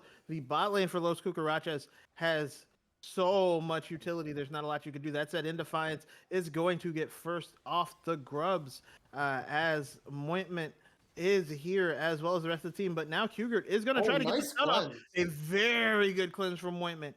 That might have go been down. very Mointment, need to perfect. be careful. But Oh, no there's flash. going to be Red Strike coming through Whoa. with the assist. Oh, Actually, he's this actually going might to take the be kill. bad. Now here comes Mr. Krabs trying to chase down Glue Stick. Glue Stick is going to knock him over the wall, and they are going to be stuck in the pit with Mointment. That said, Indefiance is fighting Lakey. Lakey and Red Strike. Lakey is going to be able to get the kill. Drew is going to be able to get the wall. That is going to be Drew using the Pathfinder. Pathmaker to get away. And yeah. Yeah. Good fight overall. It was been the side of Las Cucarachas. They did get 2 kills for, I think it was 1. So in the end, I think it was better for the side of Las Cucarachas. On the other hand, they do get the grubs, so they do deny the 6 grubs win con. Now in Defiance moving towards this dragon, and to be honest, in the bot lane where Ibis died, no summoners. Mointment might just be Dej. Yeah. Yeah, that is bad times. Unfortunately, again, no there's sums so versus much Anivia. CC. Yeah, no sums versus Anivia, or like no, like Ibis when he's playing in bot lane against the Ash Leona. It's like you cannot afford to stay overextended, or you have to burn your flash right away. And if you don't, you are dead 100%. Yeah, so Las Cucarachas do get the gold lead back to their side. And they Will grab the dragon. And it's gonna be an Ocean Soul. They are, yeah. Yeah, I called it last game, right? You were just a little early. You were just a little early. Yeah. Well, I'm a jungler. I look. I think about the later. Always thinking ahead. Yeah, I understand. thinking ahead. Maybe a little too far ahead this time, but yeah. Let's look at the items. First item coming for the both junglers. We see Malignance. For the Anivia. Given when I was playing Anivia, mythic items were not a thing. So back then it was just like Roa, old Seraphs. Yep. Um, where you could actually use the shield whenever you wanted, which was a Yes. right. was very, Bring that back. very much Roa Seraphs Zonias, and then you would just be basically you would put down your circle, then shield, and then Zonias, and then you'd have passive. So it'd take like 30 seconds to actually kill you. And the whole time, your ult is just running. Yeah, and even though he didn't have Roa, he is running the inspiration tree, so he did get an extra ability. Yeah, he got an extra ability point in one of his abilities, so he is going to have his, I think, Q maxed out a little earlier in his next level for Anivia, which you like those things, you know. You shouldn't be going Q second, but that is going to be another stud Oh on the my appointment. god. You just No can't cleanse, go yeah. anywhere. If your cleanse is down, you will be dying. Blue And stick now is it is going to be getting boosted forth to first manhandled. flash away to get away from the impale. Mr. Krabs on to Drew is going to miss yeah. the first part of the ult. Drew now trying to get the second in tofu strikes. It's not going to be enough. And that is Ibis going over or around the wall, I should say. Will survive. Cougar just pushing in the wave. Trying to stay alive in the meantime. Ibis is going to get stunned though. No wall? Oh no, the wall is on the wrong side, and now there's going to be the spiraling spear Cougar drop does by have Ibis. It's passive. going to Oh, the maybe take flash! Cougar. Oh, that was He stays clean. alive! That was He's so alive! clean. He's like 2 minion autos away, but flashed Yeah. away from the ability and was able to hit the Q and the E to get Yeah. the final kill on the Ibis. Yeah, well played. That For is going to be a Cougar. tower going down for Los Cucarachas, and now the Rift Herald dropped again. This time didn't miss the first tower, not going to miss the second, and they are going to rotate out, not going to continue the siege, but they are now up over 2,000 gold, and another tower taken down in the bot lane by Cougar on the Anivia. Very, very strong Ash. I feel like we don't get to say that a lot. Yeah. A lot of times we don't get an Ash that's, 3 kills up and a level. Oh, actually, not a level down. It's impressive. But an item up, or at least half an item up. Lakey is going to be I don't know friend. about that one, bro. Yeah, no, there's way too much CC for you to be out here Oh. diving in Anivia, who has passive Yeah. as well. Is just going to go down. That's it. Mr. Krabs is fighting Drew. Drew is not going to be able to get the Intofu strikes, and now here comes the snipping and the snipping. I actually really like this from Mr. Krabs. I feel like a lot of people, and I mean when I say that, a lot of people tend to, for some reason, rush Nashers on Gwen when in top lane. Yes. And I feel like as a Gwen player, I really hate that because like in jungle it makes sense because it really increases your Blue stick is getting stunned, is going to get rooted, and is now going to get Did he suppressed just into the wall. cannot That is going to be a flash move. from your back connection, and that is going to be Oh, Glustick the going flash down. shot. It's going to be in defiance with the impale. Lakey is going to go down to more Q damage from your bad connection, and just like that, those Cucarachas are just hanging out in that jungle, Yeah. taking whoever they find. Yeah. Oh, and Cougar this is up 2 levels. Yep. On the Ibis is going to land the stun, is going to land the key, Oh is going to my- get the wall down, and I think Ibis just dies. He's smiling Cougar at is him. He's so just, strong now. yeah, he's just smiling at him. He's like, yeah, try to hit me, but you're just sitting in the Anivia ult, Malignus sparking under you. Rough. Yeah. And I think it's going back to what we talked before the draft. It's like you have 2 side lanes that are just losing, and you are trying to play a 3v3 with a Graves where, like, you don't have close to any CC. And Graves doesn't do that well when he's playing against CC. So, definitely rough. I Drew feel like and Mr. Krabs he's fighting. scared to fight this.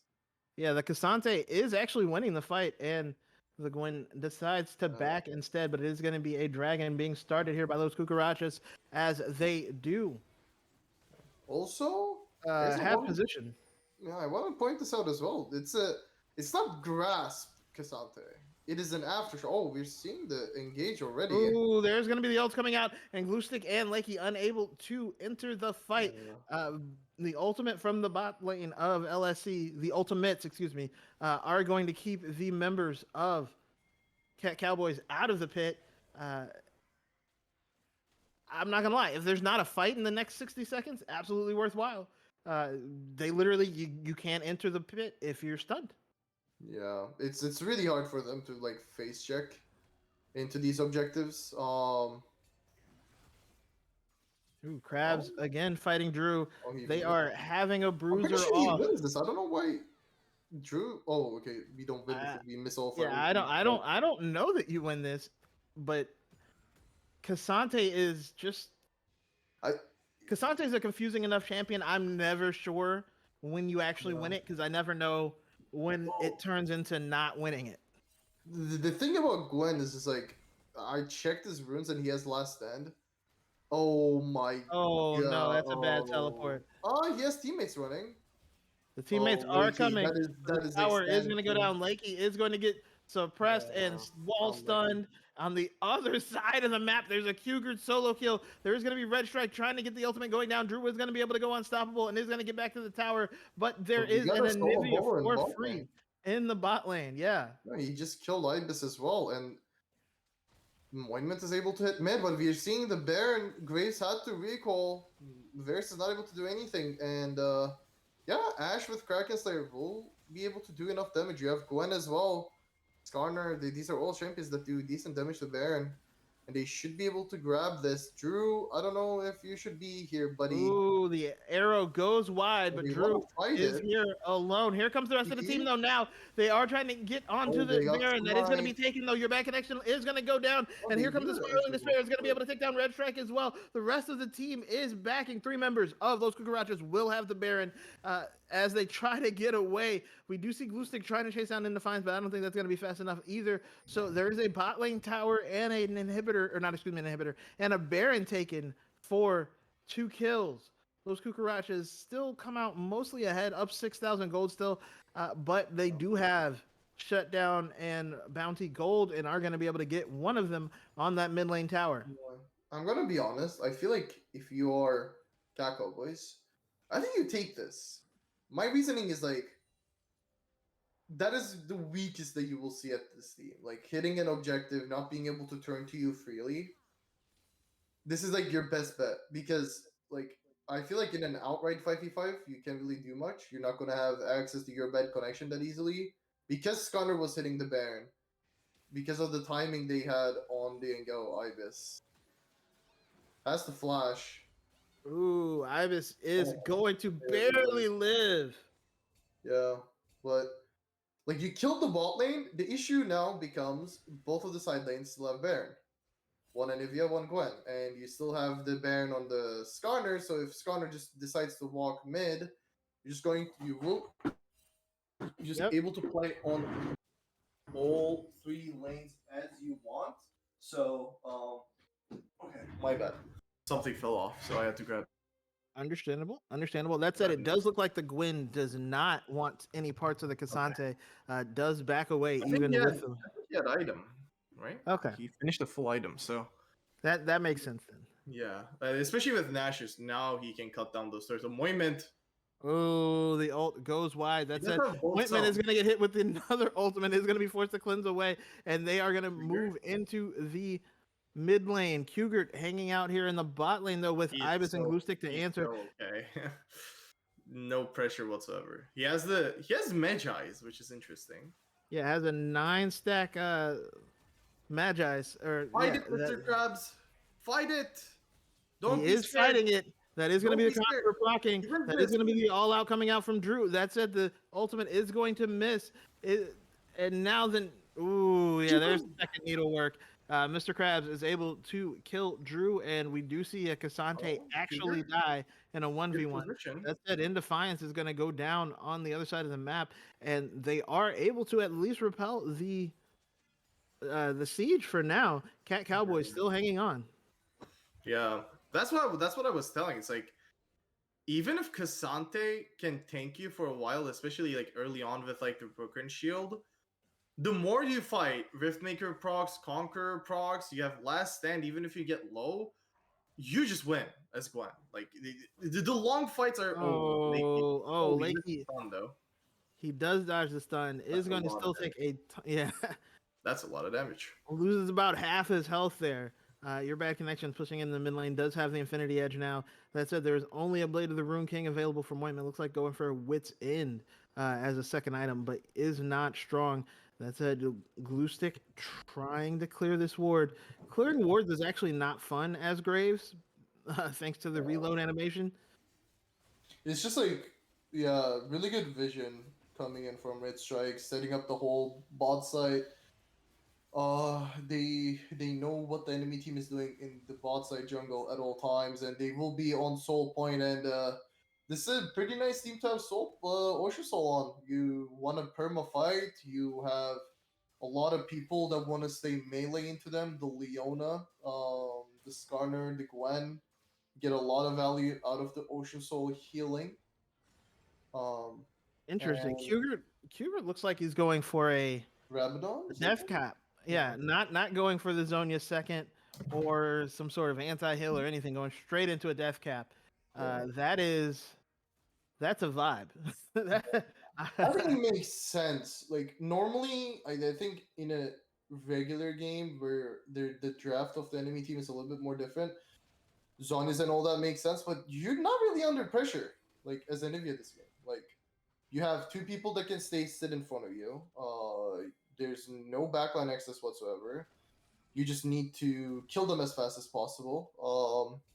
Yeah, I think it's going to be like death cap into maybe void stab. Ooh. Oh, Drew is Arrow goes behind. wide, but Oh, nice. yeah, Drew is just caught out. That said, Lakey's on the other side, but here comes Mr. Krabs. That Oh, is little- going to be the ultimate coming out from the Leona. Malachi Drew is ulti. still fighting though. The Malachi ultimate, excuse me, is going to be on the Red Strike, and now Red Strike is in a bad place. It's going to be able to get Oh, good the flash. Lance, but it's going to go down to the collateral damage. They're losing On their the bottom base, side though. though, the Anivia is going to take the inhibitor tower. They're full forcing this. Yeah, they have to. They've Gwen already is committed taking to it. Raptors. Drew Gwen is taking on. Raptors. Oh no. That's it. Oh, what? In Defiance goes outside of the available boundaries of the video game. Is going to come back, is alive, but it is an inhibitor on the bottom side taken by the Anivia, and now it looks like they're looking to rotate into the mid lane. Glue Stick is going to I look don't know into if the you Anivia. want- Oh oh, no. But she has The passive. ult is missed, but What are you yeah, doing? the end of the line is going to do a lot of damage, but not enough, and that's going to be the needlework from Mr. You just Krabs gave her as they, shutdown. yeah. Well, Baron is up. Baron is up, and your jungler just died Yeah. trying to 1v1 the mid laner that you can't 1v1. Yeah. Like he killed Cougar, but he didn't kill Cougar. If you can say it that way. Yeah, and then Mr. Krabs showed up and saved him. So yeah, Yeah. no, it is Yeah, a and, little like, bit tough. there's 20 seconds between. I feel like if they want, they can start this up and like in Defiance can probably get there in time. But it looks like like- yeah, like the Moiment is bot lane. Drew is going bot at the same time. I think this was a pretty decent Baron timer for them if they want to go for it. But I'm assuming your bad connection is close to an item, maybe. Yeah, he's 1200. He might have an item on back. I guess they're just playing for the Ocean Solving Con. They're saying like even if it's a small chance of throw, let's not do the Baron play. Last time they went for it, it didn't go the perfect way. But we are seeing Death Cap completed for both soul laners now. This Anivia is insanely fed. The amount of side lane pressure she got, like she's up 60 CS, Ooh, 70 Drew CS. is on the Cougar. Is going to be able to Oh. pull Cougar in. Cougar just hanging out though. Oh, Is going to get yeah. knocked up by the third and Tofu strike, and now Drew is going to pull him away with the all out. Cougar Oh. is going to drop the wall though. Drew is taken super low. Is going to get hit with the stun and get hit with the E. That is going to be Oh, Cougar going on a rampage on the other he's side of the piling map. That is going to be in Defiance with a very nice impale, and the rest of the team looks like they're game. going to go down. Ibis is going to go down. Glue Stick is going to go down. That is a Might very just nice be- needlework as well. And it is Red Strike who is lost on the side of Las Cucarachas. Oh. But I don't think that matters when there's only I'm Ointment on the surprised. Varus available, and it's going to be their Baron. I'm surprised they're going for a win. I think they could have ended the game if they just went bot. The wave was crashing with Anivia. Like, there's only Varus up. Yeah, I think with no ulti, I think you definitely win that. But they want to go for Baron into Soul again, the safer way. But I feel like that was definitely an end angle for the side of Las Cucarachas. Now that being said, do I think they're gonna lose the game before they didn't end? Not really. They are really strong. This Varus is 2.5 items, not enough items to deal with the enemy team. 15 stacks on Magi's, Rabadon's completed. Kugert is sitting on 600 AP on Anivia as of right now, and Yeah. Anivia does do some nasty damage. 140 per second with the ulti. So you are More importantly, the E, if you've already yeah, been queued or in the slowed by the pool, ulti. is Yeah, 994. Oh yeah. my goodness, another missed ult from your back connection, Oh, but it's not going to matter. The oh. wall is fantastic, and that is going to be Blue Ibis stick is dying. Glue down. stick is going to go down as well. On the other side of the map, it's going to be Red Oh, Stray the impale. keeping everyone in place, excuse me, and the impale coming in is going to be enough as well. Indefiance is just going to wall stun Ointment, and that is going to be 4 members down with only Drew available for Cowboys, and I don't think Drew is going to be enough. Kugert is just walking at him. He's just like, I dare Oh you to my do God, something. Cougar get the stun, gets the E. Yeah, no, friend, and that is going to be an ace. Cougar is going to be able to get the kill with the Anivia. Is going to teleport just for style points, and it looks like it's going to be Las Cucarachas taking game 2. Yeah, and I will be honest, these games have not looked close. I like, I don't know if it's. I will say it maybe has more with drafting than the gameplay because, like, this game, you have zero answers to what Las Cucarachas drafted. You don't have an answer to Anivia. You don't have an answer to Gwen. Well, the Gwen was R5, so I'll let that go. Like, you can't really have an answer, but you saw the Ash. You went for Varys Maokai, and it just didn't really work out. I feel like Gray's first pick again, like KDA wise, yes, he did fine. Like he did almost the most damage in the game, but your damage doesn't really matter when you're like your damage is on like Skarner or Leona or something. Like yeah, I feel like they needed something along the lines of like maybe a something that could help Varus in the bot lane and probably a bit more utility in the jungle. When I say utility, like it's not like a Mumu or Sejuani or something, but maybe a Zinzao, maybe something else that can at least create space for this Varus. Because the last quick just like kept running at Cat Cowboys, and it's like, what are you gonna do about it? And it's like we can't do anything about it, and they just. I don't think there was any of the fights that were like, unless the one on the Baron. Other than that, I don't think there was a fight where it felt like Cat Cowboys at the upper end. Yeah, no, yeah, I don't know though, because I don't know what you can do that's going to stop that comp from killing an ADC. I feel like you have once you see the Anivia, I don't think you can go Hue. And my reasoning for that is Hue is a team fight mage where like you want to get a good combo. You want to be able to like get multiple people in that ulti, get a good multi-men E like E. And Anivia is like she just walls you off from your team. Or like she has more clear than Hue does, which few champions do. And she has first move to every objective. I think it's just like it's really hard to play Hue in there. Um, Uh, yeah, yeah. Well, we will have to see though, because game 3 is coming up. We will see if Cat Cowboys can come up with a strategy, uh, especially considering at least those champions that have beat them games 1 and 2 are not available. So yeah, please do not go anywhere. We will be we right won't back see an with. Anivia, unfortunately. Again, that's And they don't have to ban Anivia, so yeah. you know, they uh, small victories if you are a Cat Cowboys fan. But we will be right back with game 3. So hang out. Oh, they're saying our draft.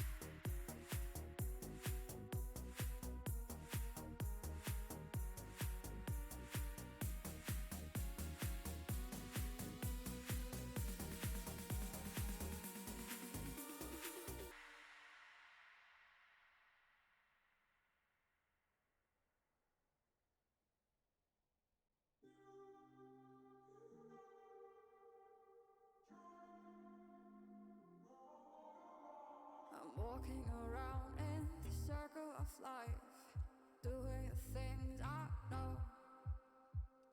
Walking the same ways 100 times with the same soul. But do you ever try to path on the right side, put it up in your mind?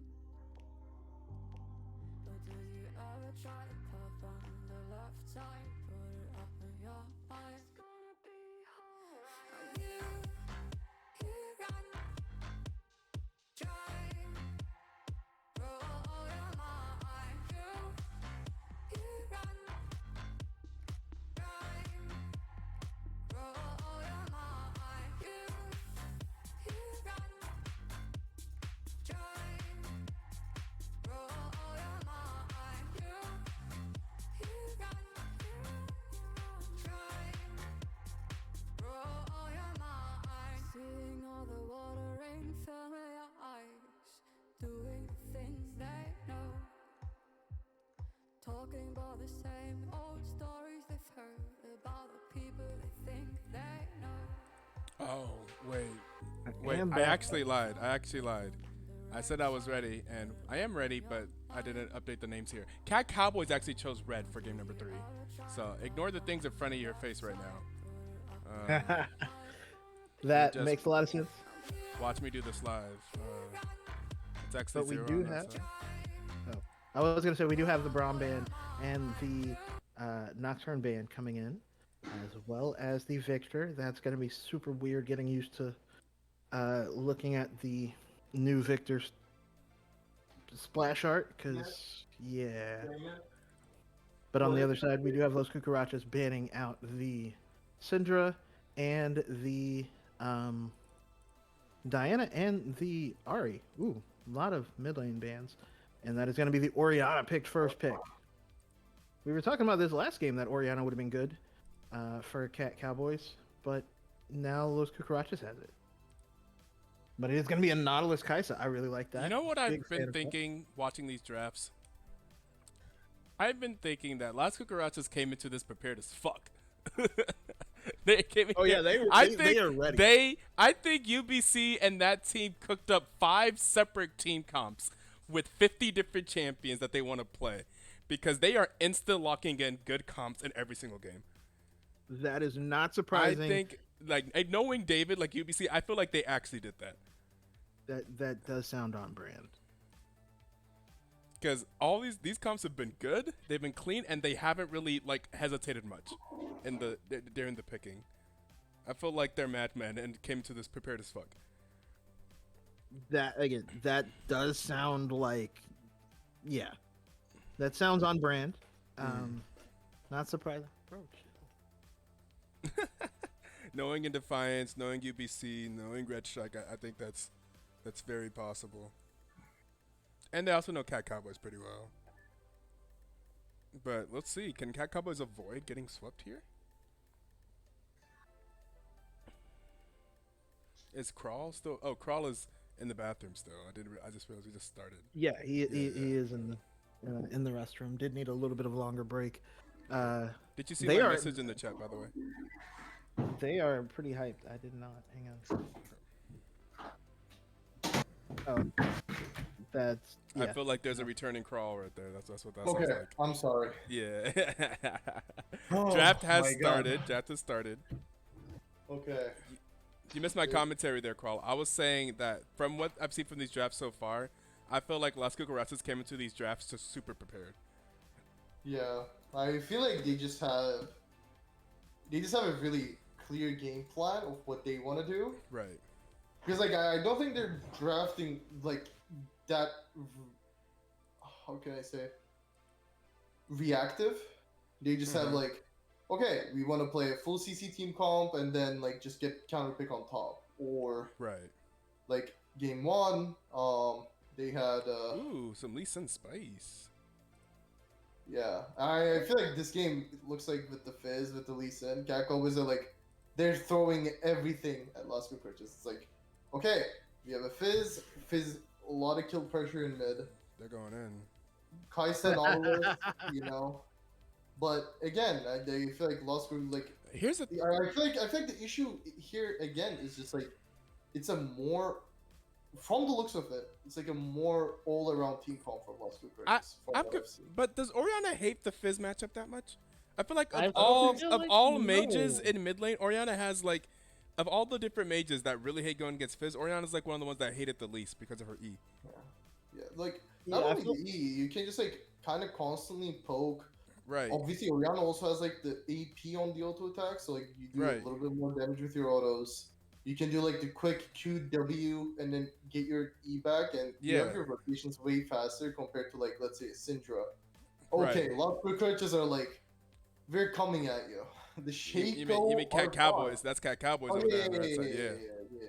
Shaco. They are have. fun. Oh my Is that God. real? Hey, Says Shaco- Mr. Oh Krabs. my Mr. Krabs God. literally said, "Is that real?" And Morgan says, "Get ready, banger your- shit, banger." It is very real, and oh in my your God. do or die match, And the do or die. this is kind of like you know that clip. I'm having a hard time remembering the name, but like the ESPN reported, it's like with the universe on the line. Yeah. He said, "Give me Iguodala." He said, "Give me." Give me Shaco Fizzly said they really Yeah. said Oh my they're going to God. go feast or famine. They're either going to dominate this game and save the series or they're going to go down in a pile of fire.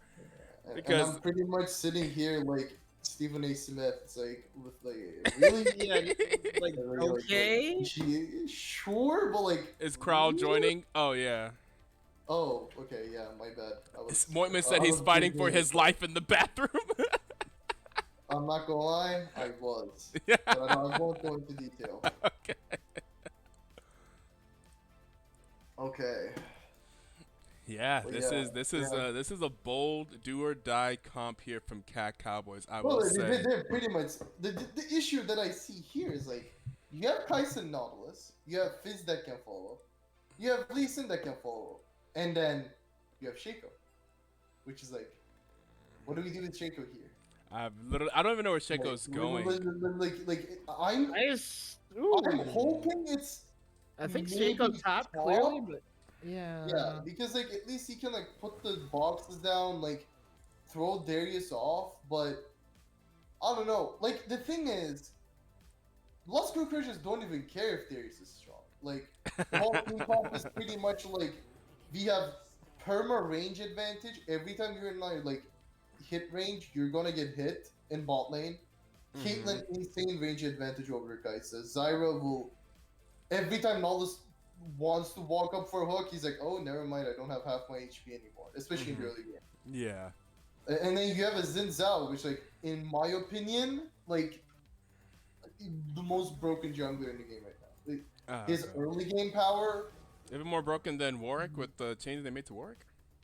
well, it's like yeah, I feel like for comp, Xin is more Okay, so. fair enough. Okay. Fair enough. Yeah. But like I feel like Warwick, again, he kind of, I think, works a lot of like, oh, I'm low HP, but I'm just gonna sit in lane. I think people do that less in comp, especially when they're against a Warwick. So I think it's harder. But again, like I feel like Zen, you want people to get in melee range of you, Mm-hmm. but if they do, you kill them. Mm-hmm. And if they're ranged, you just don't take any damage. Yeah. So like, there's a decent chance like he just tanks the Fizz ult, and if Fizz is not melee in time, Zinzao just presses R, takes 0 damage. Good luck. Is that how that works? Yeah, Like, you if have to it's a- do- if the Fizz ulti attaches It's to kind of Xin Zhao, like if- it's kind of like Gwen Oh my immune, but like you get hit by the ability, but Right. it doesn't do damage. Interesting. Yeah, I didn't know it worked like that as well, and that sounds terrible. Yeah, like it makes it Shaco really top, by hard. the way. Look at these. Yeah. Look at the top side for Cat Cowboys here in their do or die. They have Shaco, Lisa, and Fizz top. If they don't get ahead, if they're not ahead by minute 3, the game's over, right? No. Am I crazy? And the big issue here is like those two laners are not laners that Lee Sin works really well with. No, Yeah, not yeah. at all. Like there is, unless like level 6 Fizz ulti comes through, There's no there's like a CC. small bit of CC there, but other than that, it's like you don't have reliable ways to like get ahead, and Yeah, then Lisa doesn't like ganking either of these lanes. Lisa will more than likely be playing towards bot. But again, then you're playing into like Caitlyn Zyra. there. What is going Yeah, on? like a bot lane 3v3, if played right by Las Cucarachas, which their bot lane has been playing that 2v2 really well for the last 2 games. So We'll be far, even. to me, This is going to this be really well. series, if it ends up, this feels like the biggest draft gap I've seen, like in a semi best of 5, at least in recent memory. It feels like every single game Cucarachas But- came with it, and I don't know. I feel like the big thing would be like if they win this game, that's just like okay. Well, then yeah, morale. Then it feels like insanely good, but like really, like I don't know. Like I feel like I feel like this team comp actually works pretty fine.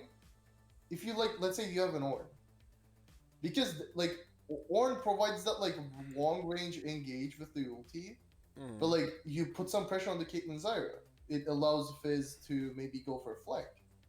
It allows for Lee Sin to maybe camp top because you can like knock up the Darius. You're like not that weak. Like you can maybe do something. Again, it's like top laner champion pool type of thing. It's like maybe he's not comfortable playing that, but him being comfortable playing Shaco here is also another question mark. But you know, And I'm if not they, judging. if they Like- played like regular season Mingo, then they just constantly find uh, fights and stuff like that. I mean, they can make this be super interesting. I remember like I think it was season 15 when I played here. I picked Master Yi, which was like a again. I think he's one of those champions as well, and it worked out. So you'll never know. But I feel like what we've seen throughout the first 2 games is a really interesting draft. Yeah. Like I would expect Las Cucarachas to maybe go for something like this, or like let's just fuck around. We have games to throw. Like Right. they have that chance, you know. Okay, They have the buffer. you can throw it to a break so we can actually Yeah. get some water. Yeah, all right, sounds good. We're going to throw it to a break, and when we load back, we'll see, will this work for Cat Cowboys in the game number 3, do or die? Find out after the break.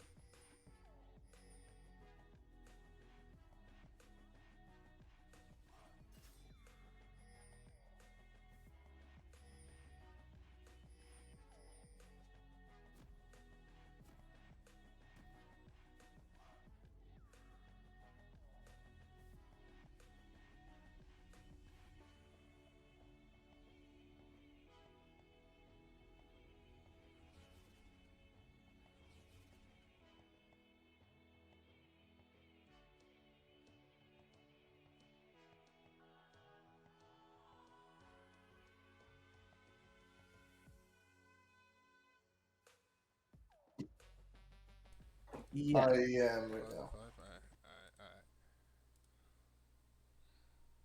Let's bring our audience in here with us. All right. All right. Let's get ready for the countdown.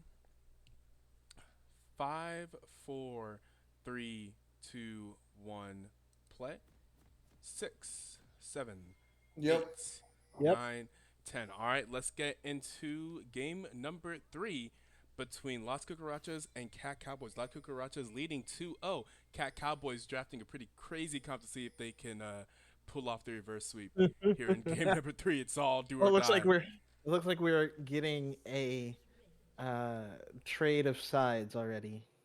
Yeah, I think Las Cucarachas going for the bot side stack, and then Cat Cowboys are looking for the top side in raid. So So this is the level one I had come to like expect from your bad connection, where a lot of his teams would do this like 5-person stack on a random bush, and you just had to be like, aha, I figured out which bush it is, or not face check that bush. But it looks like either way, there's only going to be one deep ward acquired. Shaco's going bot. Uh, And Shaco does not have teleport. mm-hmm. Oh no, there's some cheese afoot. Cheese afoot. But what is the Interesting. cheese? He does have exhaust ignite, so like if he can get there, you know, What in is time, the cheese? but he's not even going to be able to get into the bush. What did he start for ability? He hasn't leveled up anything. Level 1 gank coming from the top laner. Oh, he's wrapping around. Oh my. That is the flash from your back connection. It's also going to be the flash from way. Lecky, and they're already on the red strike. That is going to be first blood for Oh. Drew on the Shaco. Immediately comes in, dumps all the summoner spells and leaves. That is crazy. I guess So there's no summoner spells in the bot lane except for Mointman's barrier. well, like Okay. you That's- can argue that's- that it worked. Like no summoners on Caitlyn Zyra. They will be behind the XP. Your bad connection is getting zoned out right now as well. And the wave is barely just now crashing from top. I want to check how many minions there are. He's gonna be able to catch all the ranged ones, and like I think he got XP from the bot play a little bit. So like he's not, too bad of a position. Like thinking that he also got the first blood there.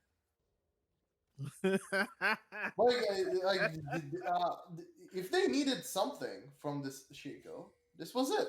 Like, Well, I think this was the plot. Was Shaco was going to come up here, the wave was going to be pushed in, and then Lee Sin was going to come through and gank. However, Lee Sin was spotted out, so Krabs is not going to get ganked by the Lee Sin. But I think that was like the plan, and I actually really like it, which is basically Shaco gets a kill and an assist or 2 quick kills, and life is good. That said, Glue Stick is not going to be on to get on the Quakered with the Sonic Wave resonating strike, and it's just going to transition into that bottom side. Looks like it's going to get the Scuttle Crab and then the bot side camps. Yeah, and like the bot lane was able to go for a pretty decent reset as well. They're gonna catch most of the waves, so good looks in the early game. Ibis going for small trade. There is a decent CS lead at top, which was expected after what we saw in. Ooh, Cougar is. Glue Stick is going to jump on him. Glue Stick is going to take a chunk of damage as well as get hit by the tower. Cougar doesn't have to use anything. Is going to back and just teleport back in the lane. Mr. Krabs just bullying a children's toy. I'm trying to figure out what exactly Shaco would be. Like what thing, right? Like, I just assumed he would also be going AP. It is really rare to see AD Shaco in lane. I think 90% of the time when you're playing lane Shaco, it is more than likely AP. Mr. Krabs is able to walk through the box. Shaco is going to be able to dash away, but yeah, the no box TP and not... wave is pushing out. Like, yeah, that's tough times. yeah. I don't think no way you actually finish that back. Well, I think if you finish that back, you never get control of the lane again. I think. I don't think he will ever have the control of the lane. Is the funny thing, like. Shaco lane is like the type of gameplay where like you're just giving up everything, and you just try to cheese people. Like whether you're playing AP and like you cheese them with boxes, or with how Drew is playing, just cheese with the random plays here. Yep, because he's coming through the mid lane now. Cougar's wave is pushing Drew is out. Ibis pushing is here. out. Here is Drew. He's going to be able to ignite. Is going to. Yes, flush. Oh, a very nice nice hook from flush. Lakey, and that is going to be a kill for Drew again. Yeah, no, it's just macro cheese. He's him. He's him. I don't know. He gets Just another walking. reset. I mean, gets another reset. That is true, and did get another kill. The Darius the whole time has had this wave frozen, and is just Yeah. building Like, a Drew CS is- and gold lead. Yeah. Drew And- is up 300 gold, but he is down 2 levels, and he's not going top again. And the funny thing is, Darius does not have TP. So, like, I guess this forces Darius in this, like, weird position. It's like, okay, we're going to play the whole map 4v5, and you can either Basically, here we go again. Please. Cougar is no flash. does not have flash, does have shockwave, but that is going to be the exhaust from Drew, and they are going to be able to get the kill. Drew is on a another killing spree. one. And Defiance is here. He's going to get hit by the grubs as well. He's going to be able to get the knockup though. That is going to be Drew forced to. I don't. Yeah. I want to say deceive, but that's not actually what it is. No, it is deceive. I am very good at League of Legends trivia, and is going to get away. Yeah, another kill for Drew. And I feel like Las Cucarachas are just like they're struggling to just. I think what they should do is just like, okay, if Shaco is not in lane, Darius is giga ahead, and we are fine with that. And if Shaco is in lane, then we can play however way we want. But like they haven't respected the Shaco missing on the map. Now given Shaco is down 3 levels. The Darius has had this wave frozen the whole time and is basically getting a huge level lead, which he is up 3 levels. Like the Darius has literally just been like, that's fine. Shaco never gets any XP. That said, here we go. In Defiance is going to try to flash away, but it's not going to be enough. It's going to get hit by the Jump in the Waters, and it's going to go down. Ibis getting the kill now, and Cowboys. This is shout out to Hangman Adam Page. This is some cowboy shit. Cougar now walking away from the wave, getting a little trade on the Ibis, but Cougar is also almost out of mana. Has a tier and a null magic mantle. Not much else. That's it. It's 4 stacks on the Dark Seal there for Ibis, and they are going to be able to push out the mid lane. And now Drew is going to finally be able to catch some waves, and is going to push out the top lane. Does have his Tiamat now, but we do see the grubs being pinged there by Cowboys. It looks like they are going to try to get onto them. They do already have the Hextech Dragon. Yeah, they are going to be able to get 2 of them. And I feel like I want to point this out because I think it can maybe sometimes like seen like overseen. This Darius is like not ahead. This Shaco is just behind the XP, and he's like he's only down a level. Oh, Lakey Ooh. tried to hex know about flash the that. wall. Not going to be enough. That is going to be Drew using the blast man, Wait, trying to get away. Is going to get hit with the Limb becomes lightning, and that is going to be an entrance from Ointment though. And in Defiance is going to get hooked in, and he's going to go down to Ibis. Drew is still hanging out, is alive, is now level Man. 6 to Mr. Krabs level 2 or level 8, excuse me, and has the back. Cougar hanging out is going to get hooked as well. Is going to get hit with the Chum in the Waters. Is going to get knocked up. Is going to get ignited, and that is going to be Ibis getting the kill, but is going to, or excuse me, it's going to be Gluestick getting the kill. Ibis is going to go down under tower. The shockwave going to be enough for Cougar to get a return kill. They are going to be able to get plates. That's it. Gluestick is going to hit Red Strike back under the tower, and that is going to be another kill. A very nice kick coming in from Gluestick there on the Lee Sin. So stuff in Defiance is gonna get rooted. Oh no, you can't be serious here. It is gonna go down. Moitman is on a killing spree. Wait, what? Moitman, no! No! He steps in the tower range and goes Word. down. What? Bro, what? I'm not gonna lie. I want to make it public. I want to apologize to Mr. Drew. I was not familiar with your game, sir. I was not familiar with your game. I'm sorry. And like normally, again, the gold lead isn't too big, but the fact that he was able to like completely neutralize this bot lane, which like I feel like it would go really bad if that level 1 didn't happen. Like Moitman would be under a lot of pressure just from the laning phase alone, and instead he's up 700 gold, 3-1 and 3. He did it. He did the same thing mid, where like we Wait, talked is he about up like 700 gold? Am I bad at math? He's like down. 600. No, like Moitman is up 600. No, Oh, okay, yeah. Mointman is up 600 gold. did I say the other Drew, one? yeah, you said Drew was up 600 gold. Oh I'm no like, no what? no no no! But like because of what he did, his bot Ah, lane is up 700, and like he's he's down in gold, but like he's 3 kills. I don't think he's in a position where like he's really like crying over it. And a strong Kaisa, I think, is the way that they're going to like kind of fix this game through. I mean, he's only down 200 gold to his lane opponent. I think the issue isn't the gold. The issue is the 200 or the 2 levels. Those are the harder things to make up. You can make up a gold lead. It is Oh, harder to make up that 2 level lead. if he doesn't keep running around and he catches a few waves, Uh-oh. EXP is something that like the longer the game goes on, like because the levels keep like increasing in amount of EXP you need, makes like you will slowly catch up. And then like again, like if they kill this Darius once, he gets a lot of EXP from the catch up EXP. That is true, but Red Strike is going to Oh, be force forced to flush. flash away after getting hit with the depth charge and is now running away. That said, Drew manifests behind Mr. Krabs. Is not going to be able to get the box down. That said, Mr. Krabs is going to be able to pull in both Drew and the clone, get a heal off of it with the Q. That decimate is very, very good for that sort of thing. Yeah, and again, no Oh, that TP. is going to be a dragon, though. Force the reset. Second dragon and a Chemtech Soul is on the table. Second dragon taken by Cowboys. Yeah, Drew again got forced out, and Mr. Krabs has an even bigger level lead, and is going to be able to take that third plate. Yeah. I think a big issue might start coming later into the game where like you don't have any TPs on the side of Cowboys.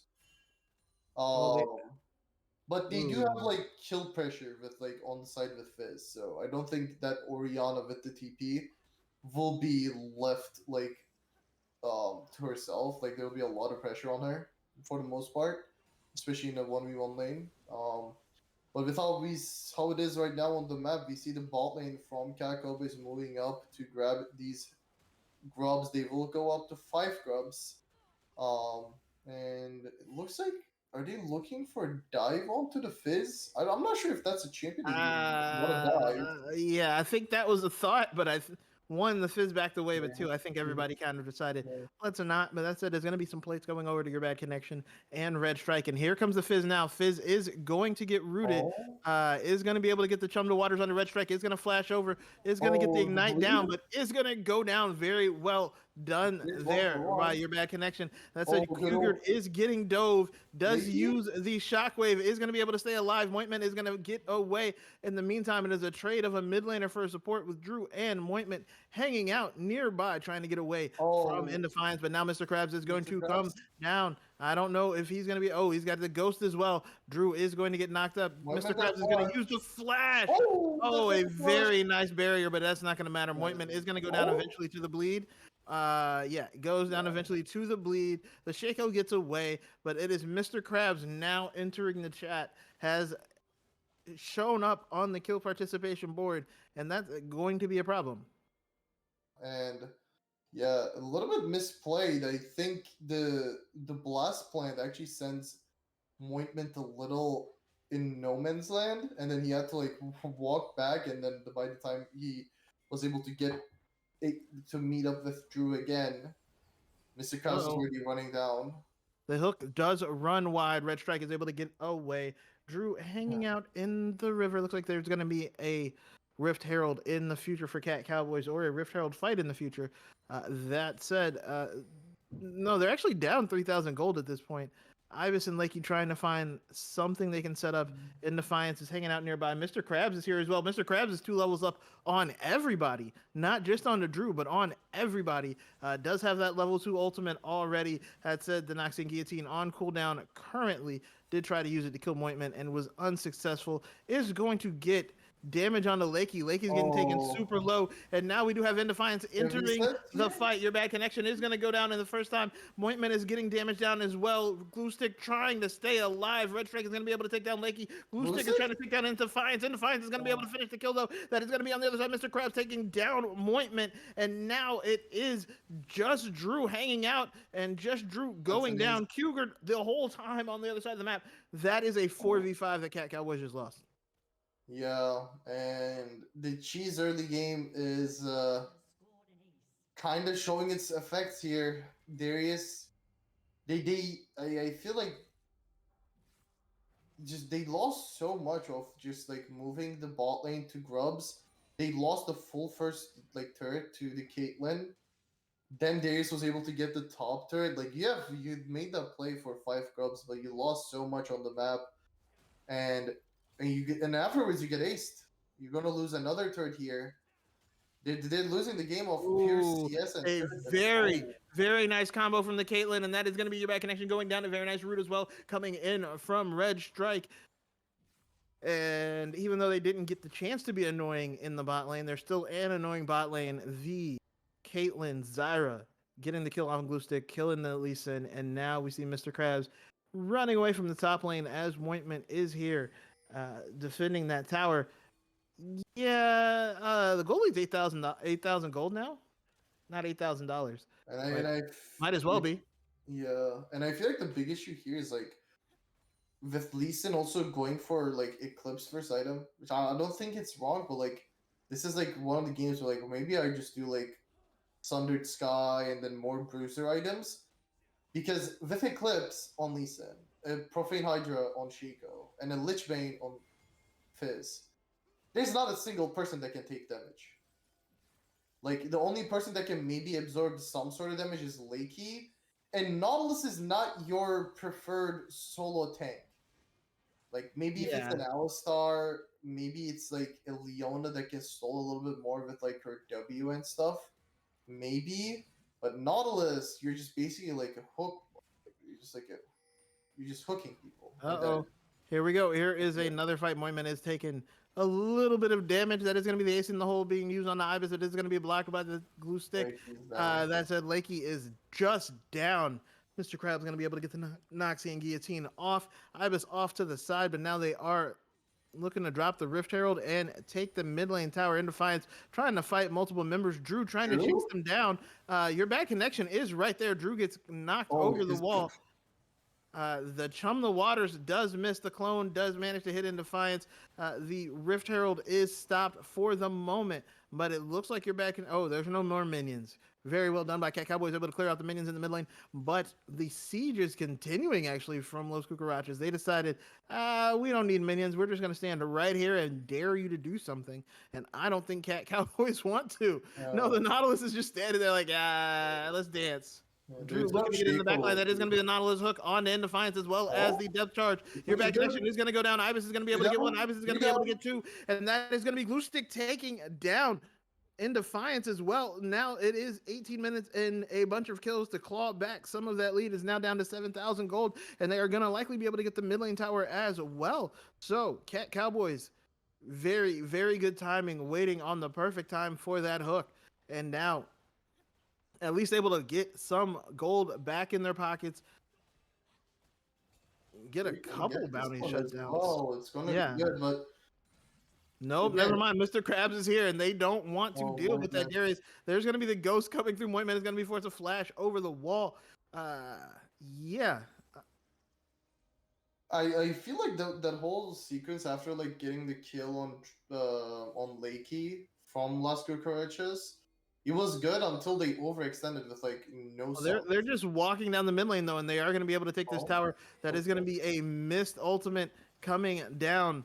Or a missed hook, excuse me. Glue Stick is going to go down though. The Noxian Guillotine. And oh no, the super blast cone is going to sit him right in front of the Darius. We do see the Crescent Guard saving in defiance from the Chum the Waters, and now Ibis has to run away. But I don't think that's going to be enough. In the meantime, there is going to be the inhibitor tower getting taken down. Excuse me. Drew's going to be able to get the outer top tower, but the inhibitor may be going. No, they're going to rotate down to bot lane, and there's another inhibitor tower. Cougar trying to fight with Drew. Drew is going to be able to get the fleet off and get the.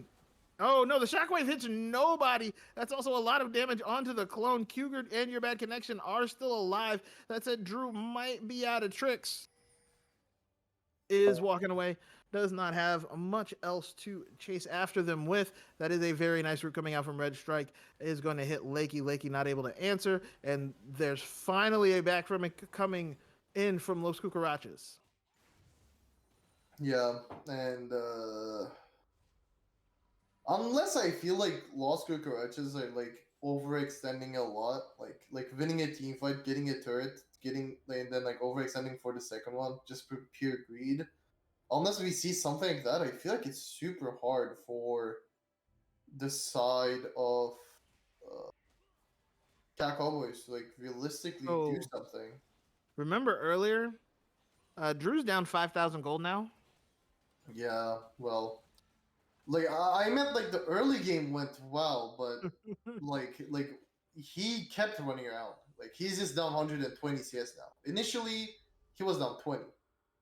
Now, 20 does have the Banshee's Veil. Is going to have to wait for. Ibis has to wait for it to go down and drop the Chum the Waters. Chum the Waters is used. That is going to be the Shockwave as well. And this. Oh my goodness. Yeah, Ibis uses the Zonias. Is going to go in. Is going to be able to get the kill. He's going to trade it 1-for-1. Wow. On the top side, though, we do have a Baron rush coming in from Las Cucarachas. I believe they are spotted. The pings are going down. Somebody knows they're there. But it's already at half health. Yeah, I think it's I dead. think they just did it. Kaisa with Rage Blade melts this.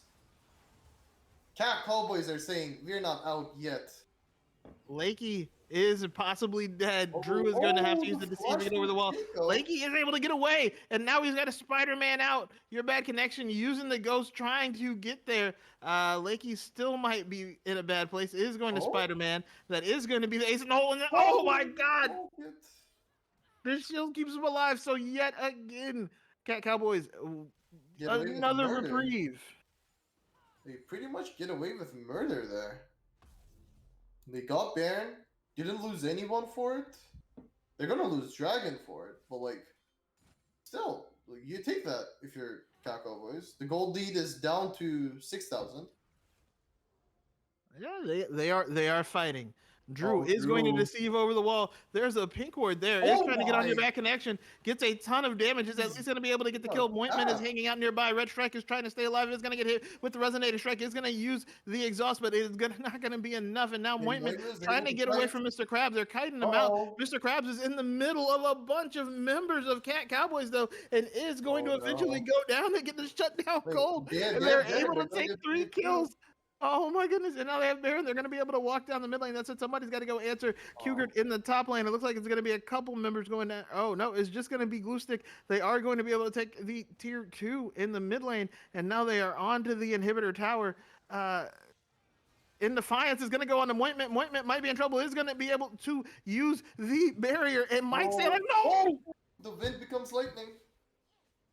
Wind becomes lightning, becomes dead Kaisa, and now the rest of the team is up. Ibis and Lakey running away. Oh my goodness. I'm not gonna lie. If this game keeps going the way it does, I will be honest. I feel like Las Cucarachas will be kicking themselves. With like, just like so much. I guess it's like the way Shaco works. It's just so much cheese. Like, he just randomly jumps into 3 people, fully invis. Takes your bad connection to 20% HP, and, like, your bad connection just dies. There's, like, not really a lot of counterplay there. Yeah, no, I agree. There's a vision board right there. Yeah, like, I don't know what else you want to do. That said, Cougar is able to dodge out the Chum the Waters, but I don't think that's going to be enough. Ibis is trying to stay alive. Ibis is going to be forced to use these Zonias. Drew is on to Cougar. Cougar is going to go down, and now your bad connection is going to go down as well. Only lost Ibis. That is Another 3-for-1? 3-for-1 for Cowboys. Gold lead is 3K now. They are fighting. Yeah, and I, Oh like, my to be god. honest, I feel like we're getting close. Oh wait, my game. Oh, and Defiance is going to get hit with the Resonating Strike, but it is not going to be enough. Blue Stick is going to try to go in, but that is Mr. Krabs on the backside. Mr. Krabs is going to get knocked up. Is going to be able to get a very nice pull as well, but is going to decide it's better off without it. The clone is going to keep Shaco nearby. The clone finally goes down, does drop a bunch of boxes, but that is going to be an inhibitor tower taken in the mid lane for Cowboys. What? No. How? And I will be honest, the gold lead is 2K. 2K isn't that big of a gold lead for 25. 2K is manageable for sure. It's negligible at that. Like, do you have? Let's look. Fizz is now ahead, 700 gold. Moitment was able to pull out ahead again, 700 gold. The only layer behind gold is this Shaco versus Darius. But this Shaco is doing its job. It's just taking these squishy members to low HP and then dies. But that's more than enough. Oh, Drew. Shaco used the deceive, but did not decide to go do anything except there is now no Banshee's Veil on the Orianna. Oh no, the poke is coming in now. We are seeing the poke coming in from the Kaisa, and it is very, very pokey. No, the level lead is gone too. I'm surprised they're playing this. Like, if Darius is on the side. Oh yeah, Darius has never been on the side, but there is a Fizz in flanking position. I think a fight is going to start one way or the other. They just have to figure out which way it's going to start. Yeah. This is. Have they? They haven't been able to spot him yet, right? They have not seen him. Oh, the hook runs wide from Lakey, but that doesn't matter. That is going to be the Chum Waters. It's going to be dropped on the Defiance. So, and Ibis is going to go on the rest of the back line. It's going to go in untargetable. Oh no, Mr. Krabs is going to be able to get the first knocks and get it out. That is going to be exhaust on to Moitment. Moitment trying to stay alive. That is going to be the ace in the hole. It's going to be blocked by Glue Stick. Moitment now trying to stay alive. Ibis onto your back connection. Your back connection is going to be able to get away. Your Ibis is still going to be able to get the kill. Mr. Krabs is going to be able to answer, but that is a 2-4-3. Finally, Las Cucarachas win another fight, but they do lose the mid laner and top laner. And while they're pushing down this mid lane, looks like they are going to be able to get an inhibitor. It looks like Moitment has decided he's going to trade a tower. I guess or not. I'm a little bit confused. I feel like if they stay to take the turret, they just end the game. If you knew you couldn't stop them anyway, like you already went there, get the tower. Yeah. But I'm very confused. But that is going to be a teleport from Cougar into the mid lane. It looks like it's going to be another dragon for Las Cucarachas, which would put them on soul point. That said, In Defiance is going to find Drew. Drew is going to use the deceive to get away. Mr. Krabs is looking to get in. The rest of the team is going to use the apprehend on the Glue Stick. Glue Stick is going to dash back, trying to get to In Defiance. Is going to get stride broke. The flash for no reason. They burned Darius flash and they live. Now they are more than likely going to lose this dragon, but like Darius flash, that's a good thing to like kind of take out of the equation when you're fighting. Like last fight, Cougar's ulti kind of like saved that team fight because it hit I think Ibis and Drew at the same time, where like he was able to peel your bad connection for long enough, where your bad connection was able to dish out a little bit more damage. And Cougar was able to stay alive again for a longer time that he should have, and it forced Moitment to fly in. So I think that was their saving grace last time around. But we see like these fights are really close. They are. And like the scary part here is that yes, Cowboys don't have their mid lane inhib, but the enemy mid inhib is also open. So like one bad fight, they might just win the game. All it takes is like one bad fight right now. I actually ironically think that these fights going this even with this Shaco is actually bad for Las Cucarachas if they don't end soon. Shaco's the only person left, I think, that has enough space to like get significantly stronger. Like everybody else is functionally, they are going to be approximately as strong as they are right now. Shaco has 2 full items of strength that he can add. That's gonna be actually like, hey, Yeah. we're going even now, and this guy's literally 6,000 gold behind. Yeah. And like even with 3 items, I'm pretty sure Drew just one shots. Like your bad connection, Red Strike, Cougar. Any one of them, they get Oh, there caught he by goes. He Drew. goes in Oh, you visible. see? Is going to be able Oh to get onto my. your back connection. Is going to be able to Disgusting them. dash away. Is going to go down. That is going to be. Oh no! Actually, Mr. Krabs on the Oh, backside the is going to be able to use backline the though. apprehend. Mointman is trying to stay alive. Is trying to kite it out. Is going to be able to survive the Noxian guillotine, but just long Oh, enough I think that's to game. catch it a second time. Lakey and Gluestick, the only members left alive. Mr. Krabs though does have Noxian guillotine back up. Is going to be able to get the apprehend on the Lakey. Lakey is probably going to have to flash over the wall. He's going to flash over the wall. Noxian guillotine does hit, but it's not enough to get the kill. That's at the other members Oh, of does Las he just Cucarachas bleed out? marching down the mid lane. He can't back. I don't think Oh. he bleeds out, but he is now going to get Oh, back. he's But he's spotted. spotted. Stop your back. Gluestick trying. Yeah, no. Mr. Krabs is going to be able to get the kill. Gluestick trying to just Drew is hold back up on as too. long as possible, but I don't know if Get it's in going to be there, enough. Drew. Get in Drew there, is in Drew. there. Drew is going to be onto your back Boom. connection. Your back connection is going to survive, but in defiance is going to go down. Your back connection is ignited. It's going to go. Oh no, it's going to be just the Nexus. It doesn't matter. Los Cucarachas with a 3-0. Yeah. That game was entertaining, I must say. It very much was entertaining. Yeah, I like it looked way closer than I thought it would. The early game went way better than I thought. I feel like they just got lost in the sauce somewhere between like early to mid game where like they got good plays done in early and like Davies was obviously ahead of Shaco, but you actually like neutralized the rest of the map. But then Drew, I think, spent a bit too long on the map. We're like, okay, then you just lose a full turret, 5 plates. Now this Darius is like, before only you were behind. And now it's like this Darius is getting actually fed. So, Yeah. I think that became problematic. But again, I think congrats to Las Cucarachas. First 2 games, I would say like really dominant. Game 3, some mistakes, but again, like you're playing against Fizz, Shaco, Lisa, and it's like it's just pure cheese. Like I think it's kind of just normal to be thrown off at some points in the game by those champions. Yeah. I mean that obviously that was kind of the whole point was, hey, we're going to cheese you very early and then hopefully snowball from there. That the snowball didn't happen. The cheese did though. The cheese was actually very well done. It's just like the Mointment snowball didn't get enough accumulation or something of that nature to really take off. Mointment did do the most damage in the game. It just wasn't enough where like Mointment insta kill. Well, I shouldn't say insta kills because he's AEC, but you know Mointment just is killing people faster than he dies. But I mean, the cheese was very cheesy. Yeah. That said, who do we think is the MVP?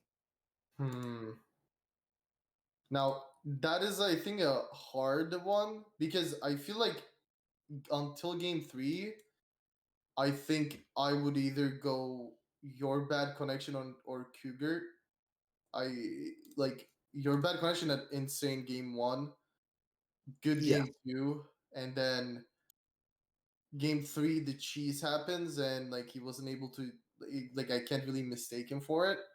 Now game 3, Mr. Krabs looked great, and I think Mr. Krabs had 3 really good games. So like he was really good on the Gwen. Obviously Darius maybe a little inflated because of the Shaco pick. But again, another great game. And game 1, although I think his KDM might not show, he also did great in side lane as well. I'm kind of like really between a lot of people here. Like, like now that I'm not the one like getting voted on, voting on MVP is hard, bro. I mean, there's also the if every lane is playing well, then the jungler probably did great. So we just grab yeah. Defiance by default. I'm sure Defiance always has something to say, anyways. Yeah, Wait, I'm If never everyone against. does well, we I'm just never grab in against, Defiance. bro. Yeah, bro. Alright, we I'm can do never that. against my fellow junglers. You In know? fact, you know what? This is actually you guys are actually going to be Oh the yeah, two. we could get like the jungle face off. This is actually the jungle face off, right? So it actually makes sense to grab the jungler. True, These are the two true. jungle finalists. These are the last two junglers. We were having debates and you guys were having conversations on the podcast about who the best junglers in the league are between Vimstat, Defiance, and yourself. Well, now we have a new. Have you made it to the finals before in Defiance? Me? I've been in the finals. I was finals last season. What? You're correct. That's actually Yeah. crazy. Yeah. I I'm was literally thinking- back-to-back yeah. finals. Excuse me? Yeah. You're just throwing shade to everyone. Today. No, he has. No, I Etoe has been just Nah, assaulting everybody. Nah, yeah, I don't know. Some maybe dealing with deadbotting for the last. Oh, game, bro, kind bro, of had his effect on him. bro. That's what I was DM. That's what the DMs I was dealing with at the beginning of this. Oh no. Yeah. Anyways, What? Oh It's, god, I don't want to know about that. I it's mean, I all- do. That was a little bit more tomorrow's news. Today, in Defiance, 3-0. How you feeling?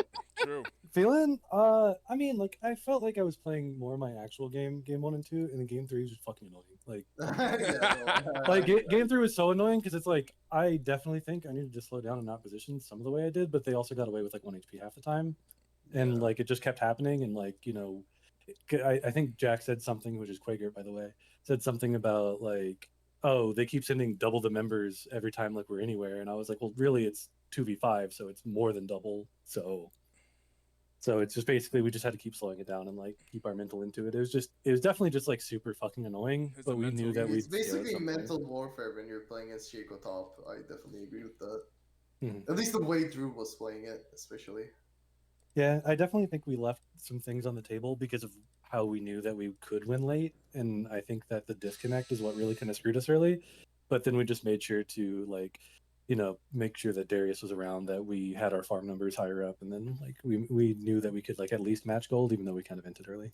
Yeah, and like to be honest, I feel like apart from game 3, game 1 and 2, you guys looked really dominant, and we were talking. It's like you guys really looked prepared for this matchup against Cowboys.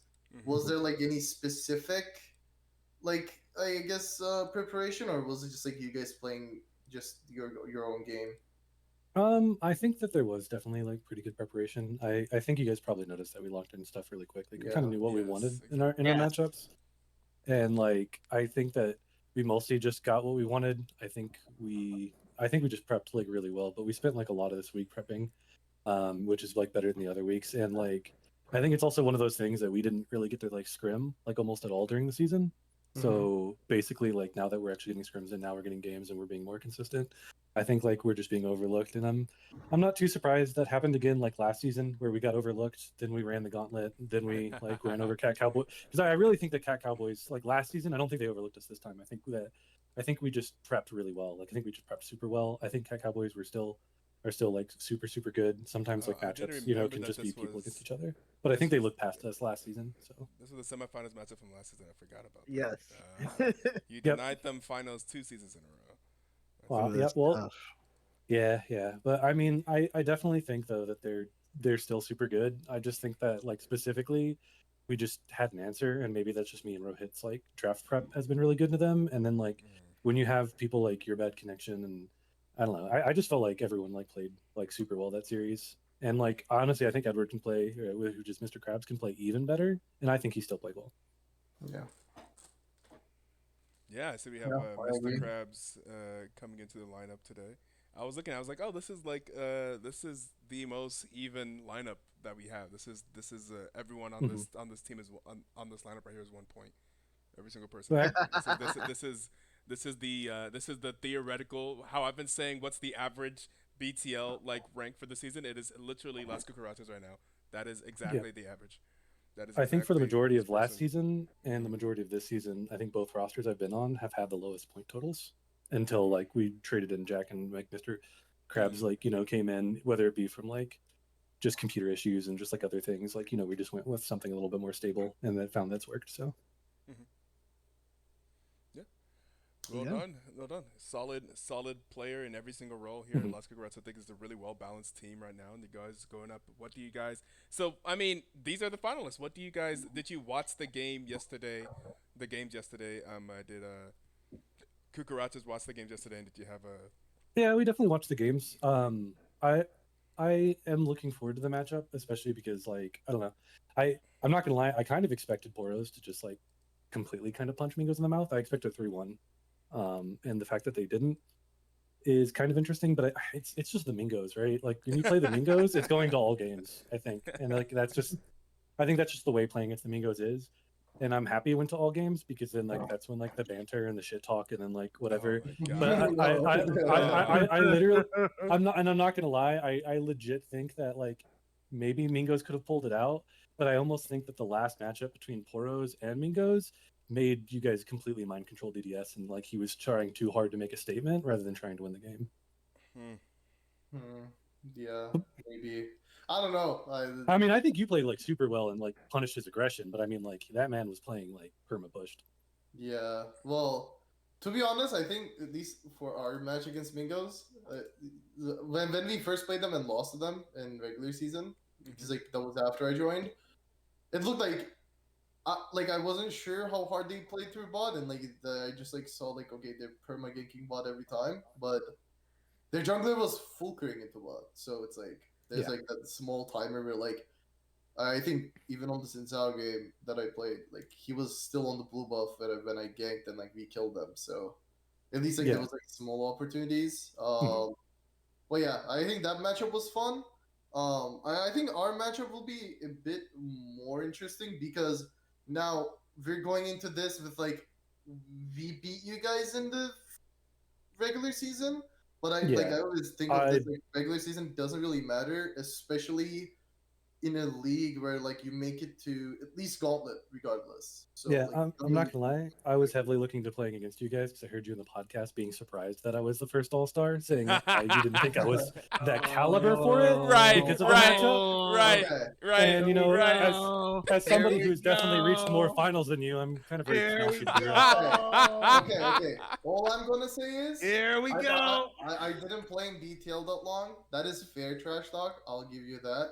But I think one of the reasons why I said that at the time was that was right after regular season, and I guess you guys played last season, but I don't remember playing against you guys and like when I was on Dynasty. It was a very different team. And Yeah, I really rarely remember anything from that season that last time I Wait, played. The season only thing I 15 remember is Dynasty. like Where even is? I'm not sure. I don't think they were even together. That was Lexi's Yeah. rat. That was the Lexi's rat. they're still Emporium around. season. I've been subbing for Dynasty here and there. Like Yeah. I would meant just say like that where you were playing in that me, season. I was with Mighty Throws. You were no. It's season 15. Whenever Dynasty Sapphire was here, you were with. I was on Maria's team. Dungeon. Maria's Dungeon. That's where you Oh, had. okay. Yep, I played AD carry. Yeah, Mhm. I was Yeah, on the opposite so- side. Well, of the finals. that's Yeah. whenever you guys played every single role, if I remember correctly, right? Didn't you guys Yeah. have a time where Mm. because that was I Chase played and jungle Expo for in sure a Defiance Burst, little yeah. bit, and then I Yeah. played bot lane for the majority of it. Yeah. Yeah, but I think So, you like- guys each took a chance in each role. I think. Like my thing was I just didn't. That's why I think it's hard to like rate people.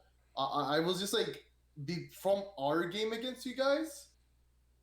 I was surprised for giving you the first All Star, but that is also because I didn't really play against almost any of the junglers in this league. Mhm. So it's like it is hard to say yes, this guy was MVP when you beat them. I think it would be like similar for like Yeah, if you ask someone if like the person you just beat last week, it's like oh they're the MVP. It's like if they lost, maybe there was something. That was like more so my reasoning, not that you were bad. yeah. Which- I think that was when also when I just- looked at the regular season, it's like you guys were doing well, and I feel like especially in a point league, it's really Mhm. even harder to judge. But yeah, that was a little bit of an ego moment, but yeah. I think a big part of that is we cool. had a much different roster at the time because Yeah. like we had a different top, we had a different mid. I also think that against you guys, we had the least amount of prep because like you guys just changed. Yeah, Like you guys came in, smashed one team, and went against us. It felt like yeah, so like we didn't really have like as much prep, and then like for example, like GoPM wasn't really like carrying everybody like early on. Like he's just gotten more into form as the games went on. Yeah, And Gopian's a I fraud, do I agree. I do think like a lot of it was from like you just remember playing against us and how the games went. But like you also have to remember that we did really silly shit to like go down 3K gold like each game. So it's like we didn't even really play a series. Yeah. We No, kind I of just agree. fucked up so hard early that you guys just got to slime us, right? Yeah. Like we gave GoPM like constant like what double kills like early on for no reason. And I just don't foresee It that happening again. happens. We'll see. We will, in fact, see. Yeah. LAL, it's time. We will, in Yeah. fact, see who deserves to be first team all BTL for the All Stars for the in the jungle. That's hilarious. I'm glad I'm that really you. excited to I'm- show my caliber next week. yeah, I'm glad you listened to the podcast because that was definitely discovered on the podcast. If you guys have not had a chance to listen to that podcast, that Crawl was actually on, along with Vimstat whenever they were discussing the junglers. And yeah, that will be next. Oh, God. This will be. So I would say usually I give the two finalists a choice between Saturday and Sunday of the weekend of the finals. However, I would like to make a request that if I will be traveling for holidays on next Sunday. I literally cannot do it on Sunday. I can do it on Saturday. Saturday is also my 28th birthday, but I can still I'll be Oh, here. so it's like, Oh, it's for like your how you birthday. move, Yes. move. So yeah. If you guys would like to do me a favor on my birthday and just make it so we do it next Saturday. I'm sure prefer me and Cole will Saturday. lean towards doing that, but I think we have to still ask people.